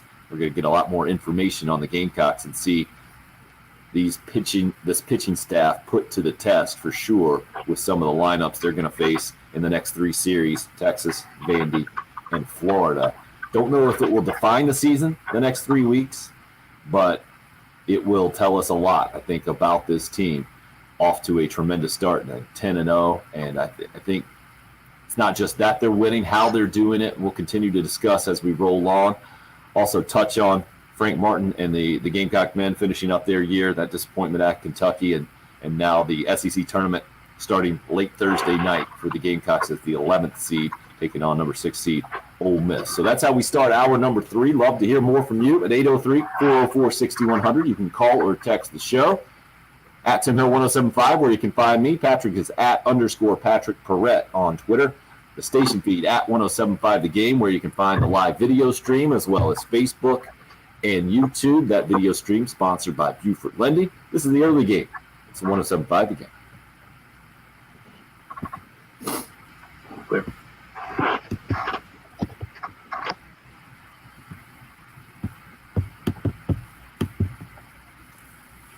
All right, now Patrick doing a professional traffic update. The least movement is of importance to all nature. The entire ocean is affected by a pebble. Apparently that's from Pascal and from Eric Kemry this morning on Twitter. You always get something deep from Kemry. And speaking of that, Kemry's replacement starts today. Preston Thorne joining Pearson Fowler on the noon show. That's going to be a permanent deal moving forward. I'm pumped about having Preston on with Pearson. I guess there was a Preston Pearson back in the day for the Cowboys. That is not what they're going to call the show, I don't think. I think it'll stay the extra point. But looking forward to having Preston. That's good stuff. Where is NC State? Raleigh. Yeah, Preston is going to do a great job. Great dude, man. And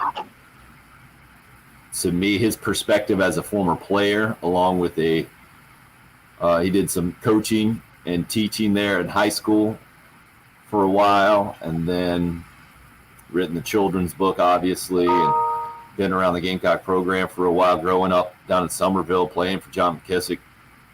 He's got so much perspective that us straight-up media nerds like me and Patrick don't have.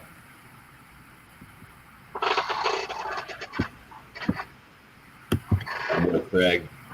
Not worried about Bill at all in the big picture, just worried about getting him back to the golf tournament. I understand.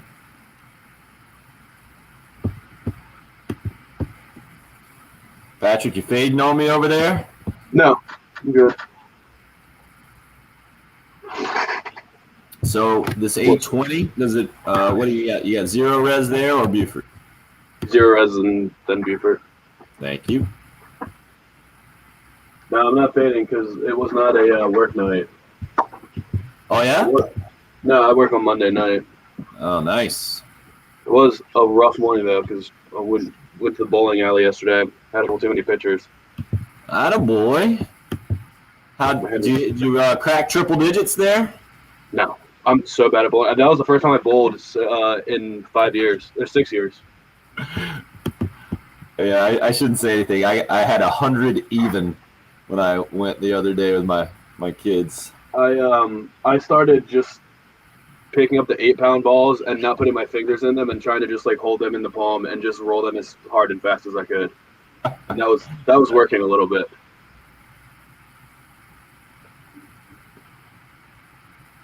Nice work, Chavo. Sonny, incorrect, sir. Incorrect. All right, we're coming back.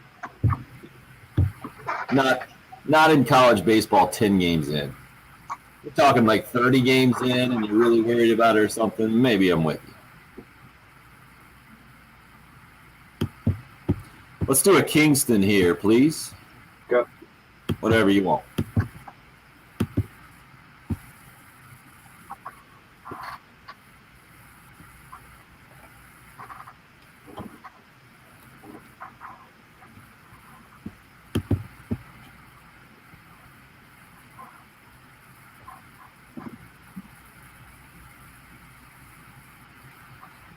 Yeah.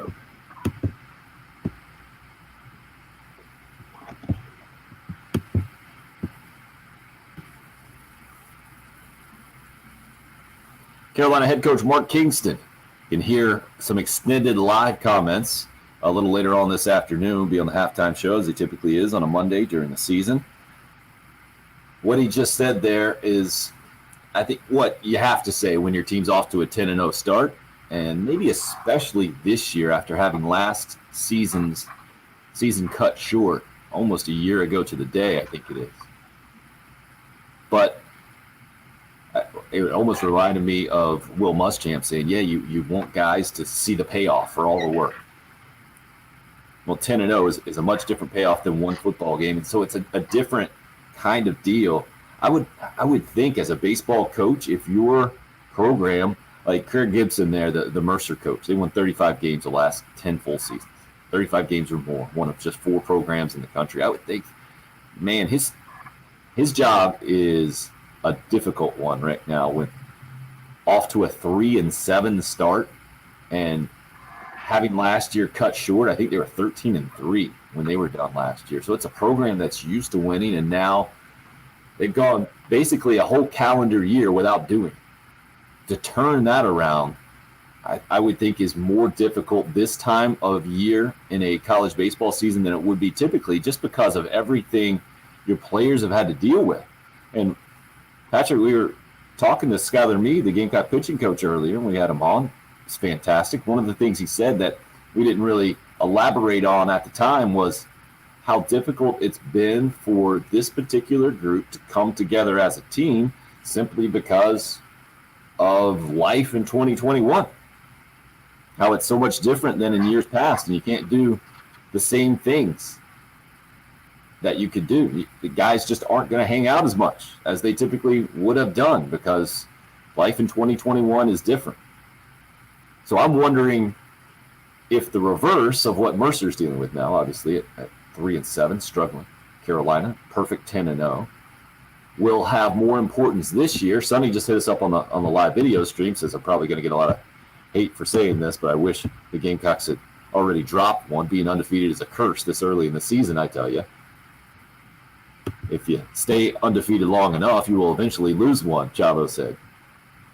Very, very deep stuff there. I don't think there's anything to be worried about, Sonny, when it comes to Gamecock baseball and a curse for being undefeated 10 games in. With this season's schedule especially, you need to mount those wins when you can. You need to put those tally marks in the win column when you have the opportunity, and clearly this weekend was a good opportunity. I would say the lack of offense might be your one area of concern as opposed to any kind of curse for being undefeated. I know what happened back in 2000 when the Gamecocks went 50-6 and were the number 1 overall seed going into the NCAA tournament and didn't make it to the College World Series that year. I get it. That was a major letdown for sure, and the best regular season we've seen for Carolina baseball didn't translate to that national championship that we saw later in 2010 and 11 and playing for it in 2012. But adding Texas to this schedule, along with Vandy and Florida coming up, these next 3 weekends are going to be massive. I think what you got to do when you're Gamecock baseball at this point is develop confidence before those series. And when you get walk-off winners in back-to-back games against Clemson, and then you hold a team to a run on a weekend, that's a tremendous sign. And like Mark Kingston mentioned, Patrick, winning games in different ways. When you score 19 runs earlier in the week, and then you score 1 run on that Sunday, but you win both games, just shows your team that there's always reason to have confidence because you can figure out a way to win even though they might be polar opposite ways to win. Does that make sense? Yeah, I mean, that's the most exciting part about this team right now is that you open up with just a bad team in Dayton and obliterate them like you're supposed to. You are able to really gut out close games that have a lot of different swings and lead changes, get out of tough innings. The pitchers are able to get out of tough innings, and your hitters are coming up in big spots. And then you come in against a Mercer team that's reeling, and you completely wipe them out from the mound. And 1 run in the whole weekend is ridiculous. So I think you're super, super excited about what this team is from offensive and defensive because they've showed they can win every other way. And this is going to be my weekly figured out NCAA because I'm trying to figure out who else is 10-0 in the country. And it's just I can't figure out a way to do it because they don't update the records. So I have to go into every team's website and look for myself. And looks like Arkansas is 10-0. The only one in the SEC that's still undefeated. Okay. How'd you see that? I actually heard that, I think, from Derek Scott or Tommy Moody. Just stay plugged into those guys and you'll be good to go. Well, yeah, I had to plug in each SEC team's website and pull up their baseball schedule and had to do it the old-fashioned way. Well, that's when you can go to secsports.com and check out those standings. But I would say, don't get too caught up in college baseball numbers right now. Gamecock baseball is not going to be number 1 in the country right now because they're 10-0. No, but will they be in the top 10? People want to be a top 10 team. I would imagine somewhere in there, but it always depends on what the teams in front of you did, right, in the national standings. And if you win 2 out of 3 and you played a pretty good opponent, you're probably not going to drop in the standings. Yeah, that's what I don't get. I don't know how to follow baseball rankings like that because in football, obviously, they drastically change every week. A loss is going to drop you down no matter what. And in basketball, if you lose a game, you're going to be lower the next week, even if just a spot or two. And you see it after the first week, there's teams with losses in their opening series are still top 5 or 10 teams. How does that work? From the Gamecock overcompensate. Yeah, this is the ultimate marathon, right? From the Gamecock perspective, not ranked in a lot of polls there in 2010 to start, or ranked outside the top 25, and the progression just kept on coming, and they lost their share of games in the regular season there. It's all about being able to win games when it matters the most. That's where you're, I think, so encouraged for USC women's basketball. And Hank assures me that the Gamecocks will get a number 1 seed. Hank breaking it down, going to the ESPN.com bracketology on the women's side, which I didn't know existed necessarily. I guess I've heard that before. He says they will get a number 1 seed, number 2 in the net. Still a number 1 seed in last week's reveal. NC State's on the 2 line. Louisville was a 3 seed. South Carolina will be a 1, according to Hank. That does seem to be more or less a lock at this point, just because A&M got bounced and didn't make it to the championship. But if they did get snubbed, and A&M got a 1 and South Carolina got a 2, you almost want them to have a chip on their shoulder going in. I wouldn't hate it at all if they were a number 2 seed and they just felt disrespected and went into the tournament with a point to prove. Again, I think the matchups will be the most important thing. Who is on the road in front of the Gamecocks to the Final Four, and how do they match up with Carolina? And then what about the actual matchups once you get to the Final Four? But having played the top 3 teams ranked in the country already and having lost some close games to them, I think that definitely adds a layer of motivation that clearly Dawn Staley was able to tap into when she told her team in that first game against Alabama on Friday, nice teams don't win championships. The Gamecocks now officially, I guess Staley wasn't ready to go all the way and say, yeah, this team clearly has exactly what I'm looking for from a grit perspective. But they were some gritty wins, and they do have the championship for the 6th time in the last 7 years. Cool Care Heating and Air text line. Jacob, this is wise stuff. The most important thing to remember is if you keep winning, you'll stay undefeated. Thank you, Jacob. You guys ponder that as we go into a break. Plenty more on a weekend of winning, by and large, for the Gamecocks as we roll on this morning. 803-404-6100 if you would like to call or text. It's the early game here on 107.5.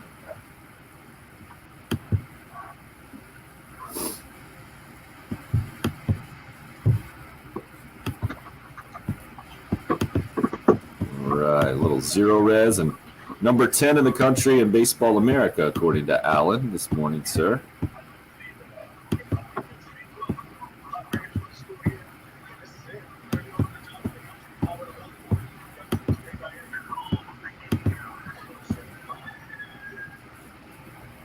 Hey, wanted to give you the heads up. If you need a little professional help with your spring cleaning, it's that time of year, right? Heard about the pollen being around some houses.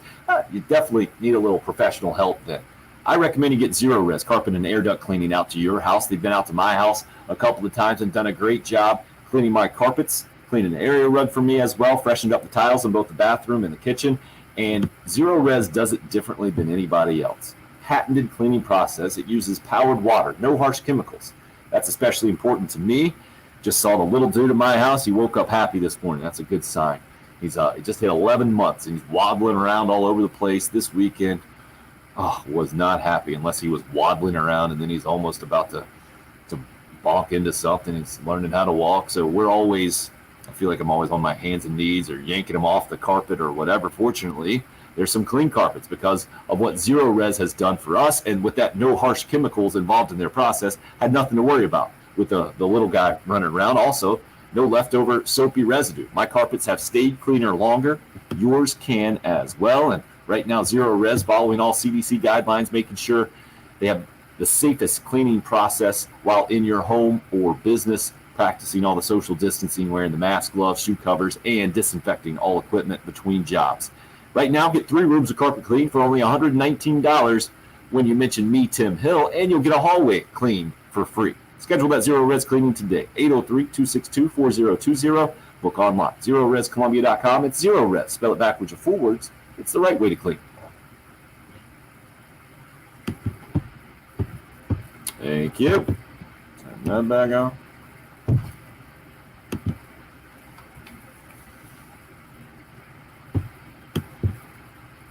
All right. Baseball rankings won't matter for another month, Chavo says. I'd say, I give it 6 weeks even. What was that, Patrick? Sorry? It's just cool to say we're a top 10 team. I hear you. I love the sarcasticry of our fan base. I attribute it to Brad Scott's Hunt's ketchup commercial. Wow, sarcasticry. That's tough. Sarcasticry? Sarcasm would work. I'm trying to do the USC baseball thing and just make stuff up, go with it, but I need to do it with a straight face, clearly.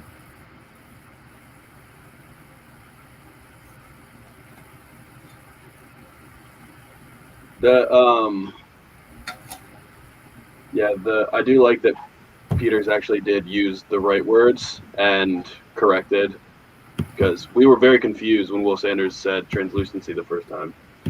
And he said, these guys joke around, but I take my vernacular very seriously. Yep. And you can tell, like, that's just, he's got that to him, you know? You can't fake that one. Yeah. I didn't get these, the comparison you guys are saying, like Tiger Woods. Didn't see that. Don't know, Travis. Don't know. Would love to, man. It's a fun deal. I had a good time doing it for sure. Appreciate the kind words you guys are passing along. Yeah, Waddy, there is that as well. Maybe that's why I appreciate them being one of those. Tommy sent us a text. Arkansas, South Carolina, and Oklahoma State are the 3 undefeated teams in the D1 baseball poll. Oklahoma State had a tie yesterday due to the time limit and travel curfew. Oh, wow. That's wild. Who did they tie, you know? Check. Oh, boy. That's the side of my one career hit, Patrick, in college baseball. Stillwater? Yep. Good college town. I'd like to go there. But Eskimo Joe's on your list. Have you been to Norman? What's that? Have you been to Norman? I've not been to Norman. Heard good things though. They were playing Grand Canyon. Grand Canyon, good baseball program. Yeah, it's interesting. No, Travis, definitely not. That's the thing about Chris Berman. That dude went to Brown. He's smart. Says I need a saying. I'll just go to whammy. Just go straight Anchorman. I wonder how close Grand Canyon is to the actual Grand Canyon. Good question. I liked the idea of them actually just putting a college inside the Grand Canyon. You know, I think it's one of the biggest schools in the country too. Really? Class? Yeah. I know someone that went there, but See, it's got to be. all right, we're back. Let's do another piece of sound here from Kingston.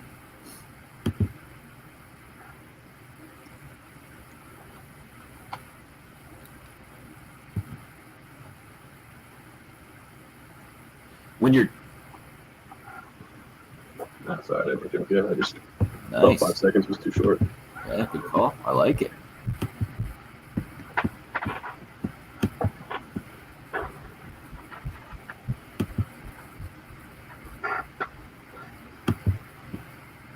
All right, you're up.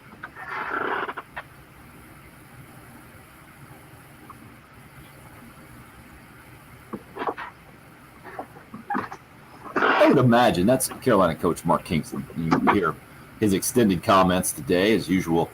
Monday afternoon visit with the halftime show guys coming up later on. But I would imagine maybe if you're driving through right now, maybe you're just coming down I-77 and you're not from South Carolina, you're driving through maybe 26, maybe you're visiting down in Charleston, you're driving back up somewhere and you're on I-26 coming through town. And you just randomly popped on 107.5 The Game. You're like, all right, sports, good stuff. I bet they're probably talking about the NBA All-Star Game. Or maybe they're talking about what other national topic would be up there right now? Maybe just the NCAA men's tournament and how you're coming down with you got conference tournaments over the weekend. South Carolina played Kentucky, so they're probably talking about that. I'm just trying to get outside my head and explain to maybe some of those that are uninitiated, or put in perspective myself, why Gamecock baseball right now is so important to the conversation for Gamecock fans. You got to go back. I mean, you can go back to the 70s when Bobby Richardson got the program going and Carolina was starting to make it a trend to get to the College World Series. Ray Tanner didn't make that trend happen. He didn't start that trend. He took it to the next level with the national championships. Then you add that into the mix in 2010 and 11, back-to-back national championships. And then you couple all of that with the drought that has been the post-Ray Tanner era, not getting back to the College World Series. And pile that on to the Will Muschamp era, post-Steve Spurrier, that did not go well. And now where Gamecock men's basketball has been since that Final Four run a few years ago. You add all of that together, and I think, Patrick, you mentioned, I think it's just cool to be in the top 10, and that's where Gamecock baseball is according to Baseball America now after a 10-0 start. And yet we had our buddy Tommy Moody just text us about other undefeated teams in the country, Arkansas and Oklahoma State. That's the list. And that includes a tie yesterday from Oklahoma State with Grand Canyon because where was that one at? Was that in Stillwater? And Grand Canyon had to get back out to Arizona? I would guess maybe it was the opposite. Maybe Oklahoma State was out in Arizona. Yeah, maybe Grand Canyon was traveling back to Phoenix, which is 3.5 hours from the actual Grand Canyon. So Grand Canyon University is not even remotely close to the Grand Canyon. I just found out. Done. It was Good disappointing. marketing, No. Good marketing from Grand Canyon. My point here is that when you have a perennial powerhouse program like South Carolina baseball has been, and I say has been because a couple of years ago you finished 500, you can't continue to say you're the perennial powerhouse. You know, we were talking about Mercer and putting them in perspective, one of just 4 college baseball teams in the last 10 full seasons to win 35 games or more. Only 4. And without that, I think without that one, that 28-28 year, the Gamecocks might have been on that list as well, even though they haven't gotten back to the College World Series in the last half of the decade, or in about a decade now. I guess we're 8 years off, right? 2012, the last time the Gamecocks got to the College World Series. But I bring all this up just to say how important now it is for, I think, the entire athletics department. You have USC women's basketball doing what it has done, and it is a tremendous accomplishment, and it continues, right? 6 out of 7 now from an SEC tourney perspective. Yesterday's 5-point win against Georgia, and the significance of Dawn Staley and Joni Taylor being, I think it was the first 2 black coaches to have met in a conference championship on the women's side, and then black female coaches. Just another step in the right direction and progress. And Dawn Staley talking about how she hopes it gets others the opportunity that she was afforded. And she's confident that if those other coaches get the opportunity, they'll take advantage of it. But I almost separate the women's side of things just because the men's struggles by and large have been there since that Final Four run for Frank Martin. And I think that's where a lot of Gamecock fans' psyche is. They know Dawn Staley's going to do her deal. And she continues to do it, and it doesn't look like it's going away anytime soon with 4 McDonald's All-Americans in the pipeline in the next recruiting class. But that's, to me, why it's so important for a Gamecock baseball team to take all 3 games against Mercer, a Mercer team struggling off of a Southern Illinois sweep the week before, and to pile up wins while you got the chance, because college baseball, the numbers game is stacked against you when you're an SEC team, and you know you got to have every single weekend coming up against a really, really good program. And then this year, before that even starts, you throw in an extra series at Texas coming up this weekend. A Texas team who is only 2 games above 500, and they're going to be motivated. That's why the 1-0 every day thing is very important, I would think, because South Carolina can't get too big for their britches and go in and say, we'll just beat Texas. We can beat anybody right now. No doubt about that. But look at, you got the Texas schedule right in front of you, I'm guessing, if you got their record. They've lost some of the names. Well, their first 3 games, they started 0-3 and lost to number 7, 8, and 6 at the time. Right, and all SEC teams? Is that Yeah, right? Mississippi State, Arkansas, and Ole Miss. And that's my point about the SEC slate that's in front of the Gamecocks. Daunting, to say the least. And now Texas has gotten right. What did they just do over the weekend since you got it right? They took a series against Houston, 2-1. Okay. So they dropped 1, and they took 3 out of 4 against BYU, and that was their only other losses. Okay. But a different type of deal, because the Big 12, they got good baseball programs out there, don't get me wrong, but it's not the SEC. And this year in the SEC might challenge for one of the best years as far as top level parity in the conference. So that's why, especially when your bats aren't going well, it was massive to get the pitching performance that you got out of Carolina over the weekend, giving up 1 total run. They've struck out 70 guys now in 47 innings, I think is the total for the season. And you got to take advantage of those opportunities. In the back of my head, the message that rings is from Ray Tanner just saying that they all count. Whenever he was asked about, is it important to do this or to win all 3 games, they all count. And when you're taking on the toughest competition in the country, it's about to start. You go to the Citadel on Wednesday, and then good luck taking a breath the rest of the way. At Texas, Vandy, Florida, and then the rest. So a heck of a start for Gamecock baseball, a heck of a weekend for USC women's basketball as well. And now USC women's basketball gets to take a deep breath, rest a little bit this week. The selection show for the men and women both coming up on Sunday. Gamecock men's basketball will tip it off late Thursday night at the SEC tourney as the 11th seed taking on 6th-seeded Ole Miss. That's where we are this morning. Love to hear more from you at 803-404-6100. You can call or text. It's the early game here on 107.5 The Game.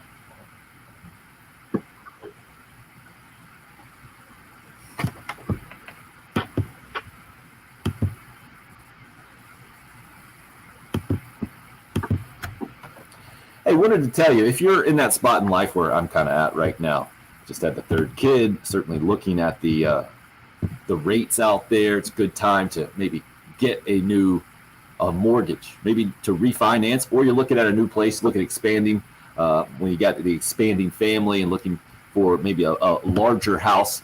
You need someone you can trust out there to get you the best rate, your best mortgage. And it certainly helps when that person is a mortgage broker. Different from being someone who does mortgages and is part of a bank or whatever, mortgage broker. Check out Buford Lending. Benji Getzi is the guy at Buford Lending who wants you to give him a call. 843-524-2404. 843, that is, 524-2404. I'm choking through that because I want to pop it up on the live video stream. As I was saying that, I was like, oh, that would make sense to actually put the number up there. It's not that difficult to do, and that's what we're going to do here. But I mentioned Benji Getzi and Buford Lending because he wants you not just to call him, by the way. He wants you to call whoever you would typically call, whoever you've done in the past maybe. Check out what they can do for you, and then just give him the chance. That's all he's asking for is just the chance to get your business at 843-524-2404. He's been doing it for 25 years. He has his own mortgage company in Buford Lending, and that's why he's confident that after you talk to other people, after you get their rates, you get your numbers with them, that he's going to be able to get you a better deal, the best deal out there because of his experience and because he is Buford Lending. Benji Getzi and their team will get you the best deal for your mortgage. He is my broker, your broker, South Carolina's broker, that is. Benji Getzi at Buford Lending, 843-524-2404.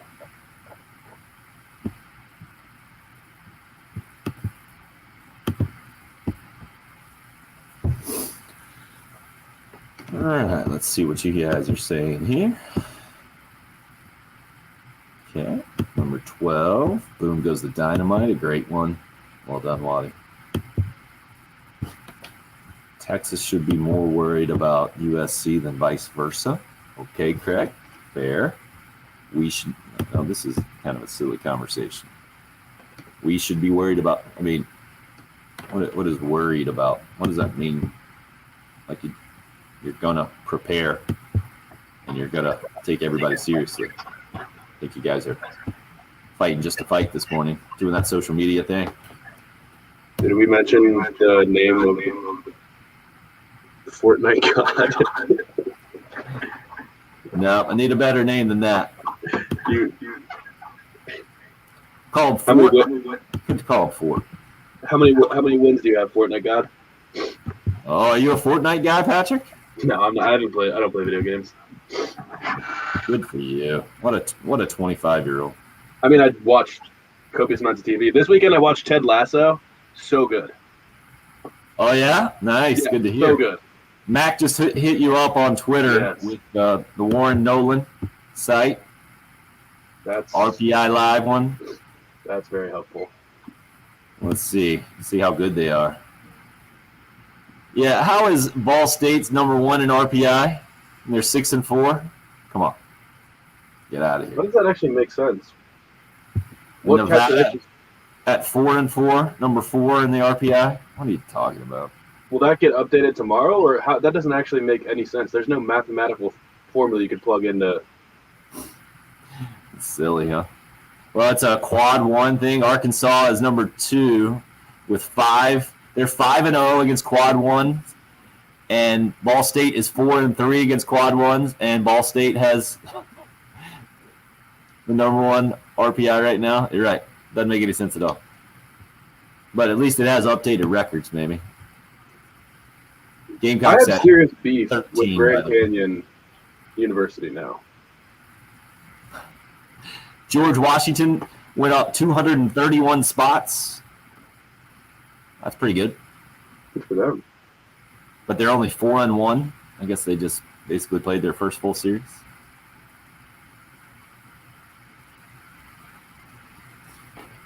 Yeah, so Arkansas also 10-0. Oklahoma State 9-0-1. Up. USC Upstate 9-0. 26th in the country in RPI. Southern Illinois 11-0.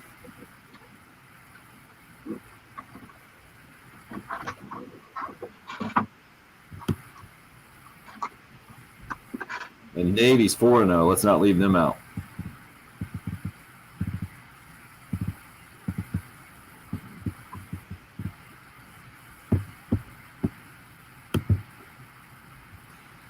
Let's go with Staley just about her team being nasty.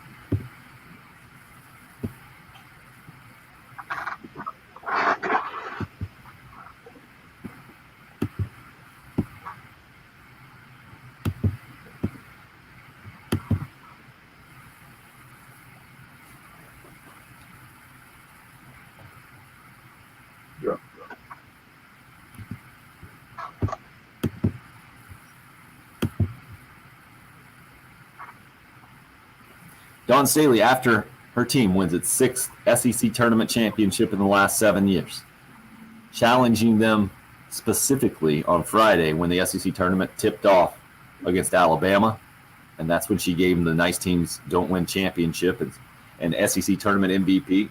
Aaliyah Boston says, all right, the team took that challenge and ran with it, and Boston really coming through when it mattered the most yesterday. 27 points, 10 rebounds, tournament MVP. 22-4 the Gamecocks are.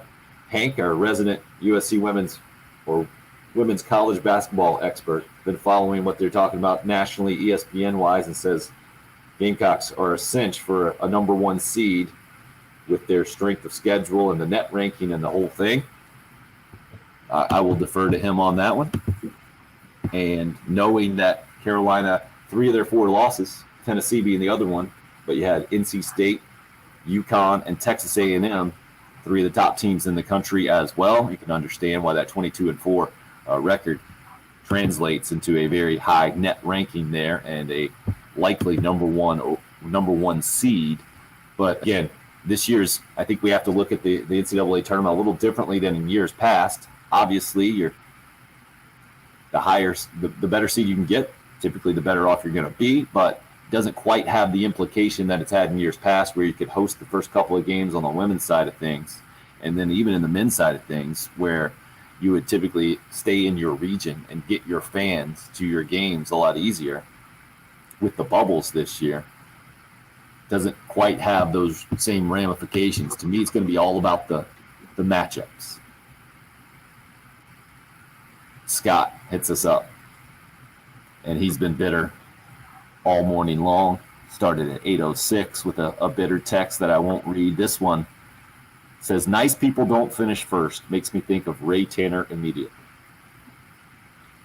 Being around Gamecock baseball for the last couple of decades, typically for a lot of those years, maybe 12 of them, maybe. I worked there 13, but I'll say 12 when I was working at the ABC Columbia, being a camera guy. Maybe that last year was when really the SEC Network Plus technology, I felt like I could get some highlights from them instead of having the camera on my shoulder and going and doing it myself, Patrick. But being behind the plate for Gamecock baseball all those years, do you know who else is behind the plate down there typically? Major League scouts, professional scouts. Yeah, that makes sense. And I'm not a chatty guy during a baseball game. I think, you learn a lot about people if you watch a baseball game with someone. Patrick, I feel like you would do a good job of this. Talkative and not chatty. You know the difference there? Like, easy to talk to and will certainly throw comments, opinions out there, and the conversation go all over the place, but you don't have to talk. Right. You ever been around that person that has to talk through a baseball game? Well, yeah, there's a lot of silence in baseball, and people feel like they need to fill it. Yeah.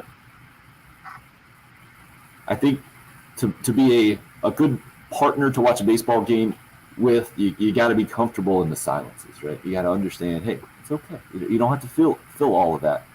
Well, that's how I would take my mindset, and then that's how professional scouts are down there working. The last thing you want to be is the annoying camera guy. Like, hey, how well do you think this guy is? Where's he going to get drafted? You going to take this guy? You interested in this guy? What do you think? You see that fastball? What was it? 94, 95? Wow, how about that? How does it compare to the clinching guy? What do you think? You don't want to be that guy. So I'd be down there, and it was really interesting to see how these scouts interact as well, because they're doing the same job. They have professional competition as well as camaraderie, and we all know baseball is at a slower pace, so generally friendly guys, and would help each other out. You know, if a guy missed a pitch on a radar gun, they would ask the guy beside him typically, hey, what'd you get on that? And there was no like, oh, I'm not telling you, forget about it. That's a ridiculous way to be. But I bring this up because I was hearing a story specifically, and I don't even know if I caught the name of the guy involved, but a lot of times it would come down to a struggle in big time college baseball. This is how it goes with the big time players. In college baseball, you are competing less with other college baseball programs at this point than you are with the professional scout, with the teams that were interested in this guy. You know, Drew Meyer is probably the most famous story around South Carolina baseball, Tommy Lasorda sat in his living room and tried to get him to turn pro out of high school. And so basically what it came down to was Ray Tanner versus Tommy Lasorda. And both of those guys, very congenial, right? You might call them nice guys, but you are sorely mistaken if you think they are just nice guys. And if you talk to a Gamecock baseball player who played for Ray Tanner, you will learn pretty quickly that it wasn't just all sunshine and rainbows and let's crack a few jokes and tell a few stories and go out there. Hey, boys, just do your best. That's not how it went. And so if you're going to be critical of Ray Tanner being too nice, and to me it shows how little you actually know about what goes on behind the scenes. Because to win national championships, that very much applies what Dawn Staley said, Patrick, about her team. She was talking about her team, right? That they needed more grit, more nastiness. And that helped her get some of that out of her team this weekend and for them to win an SEC tournament title. It's the 6th time in the last 7 years. It's nice to be able to flip the switch. You know, like exactly. You want your people to be, your players and coaches to be likable when they're interacting with the media and the public and all that. But if you're really a competitor, you can flip the switch. And that's what this team did, USC women's basketball. That is certainly what baseball coaches do. And man, just seeing Ray Tanner on the top step of the dugout through those years and hearing him sometimes, it was abrasive. It was jarring to hear him sometimes trying to communicate with his players on the field because it was so intense. And it would be so intense in almost the most laid-back points of the game. So don't get it wrong there, thinking about the former Gamecock baseball coach and now USC athletics director and Ray Tanner. And as intense as they come, especially in those moments, and flipping the switch. Patrick, you did a good job of that today. Appreciate all your help as always. Looking forward to getting Jen and Bill back in the mix as well. Appreciate you being a part of the program here on the early game on 107.5 The Game. All right, but A brooder. Have you ever heard that before, Patrick? You've never heard that before? No. I don't really know what that means. You fixate on things, and then they get you angry, I'm guessing. A Yeah. brooder. Well, I was fixated on, I think what he's talking about is I'm rattled about the Grand Canyon thing. Love it. A lot of territory there out there in the West Coast, man. 3.5 hours, that's nothing. I've spent a lot of time thinking about Grand Canyon University in my life because I'm always so intrigued by it. And I knew somebody that went there. They had a really good club lacrosse team. So I was like, oh, that'd be so cool. Play like right by the Grand Canyon. And then I find out that it's 4 hours away. I mean, Well, tell me about their basketball coach then, if you know about Grand Canyon. I don't know anything about the basketball coach. Dan Marley. I believe he's still there. He might have left recently. Is he? Yeah. That name, I didn't know how to pronounce that name for the longest time. Oh, no. That's right. You missed the old Thunder Dan era. Yeah. Sometimes you were born in 95. Thunder Dan, heck of a player. That was a name I would read and be like, Majorly? What? Hope you have a great day as well. I'm not sure what the subscriber number is at, but please, if you are watching and you haven't subscribed to the YouTube page, do that. Pass the word along. Love to hear more about that. Love to have you guys out at the golf tournament too, by the way. It's on Friday, Windermere. Pop up that info real quick. I think the weather's going to be fantastic. We're going to get the Camp Cole Heckle Hole going. Going to have some fun out there. And if I can get the information looking right. Thank you for all your help today, Patrick. Great job as always, sir. Thank you. Hope we didn't get you nightmares. You're going to have to tell me when that happens for the first time. I used to always have those TV dreams. Just completely botching live TV. Like, didn't have my scripts or the teleprompter was wrong and there was no video. Oh, man, those things were bad back in the day. I don't think I have them much anymore. Radio's a little different. A little different. Oh, 582. Nice job, Hope. Excellent work. We will take it. We got to get to 600. If we don't get to 600 tomorrow, it'll be a disappointment. I hear you. All right, that'll do it for today. Thanks, guys. See you tomorrow.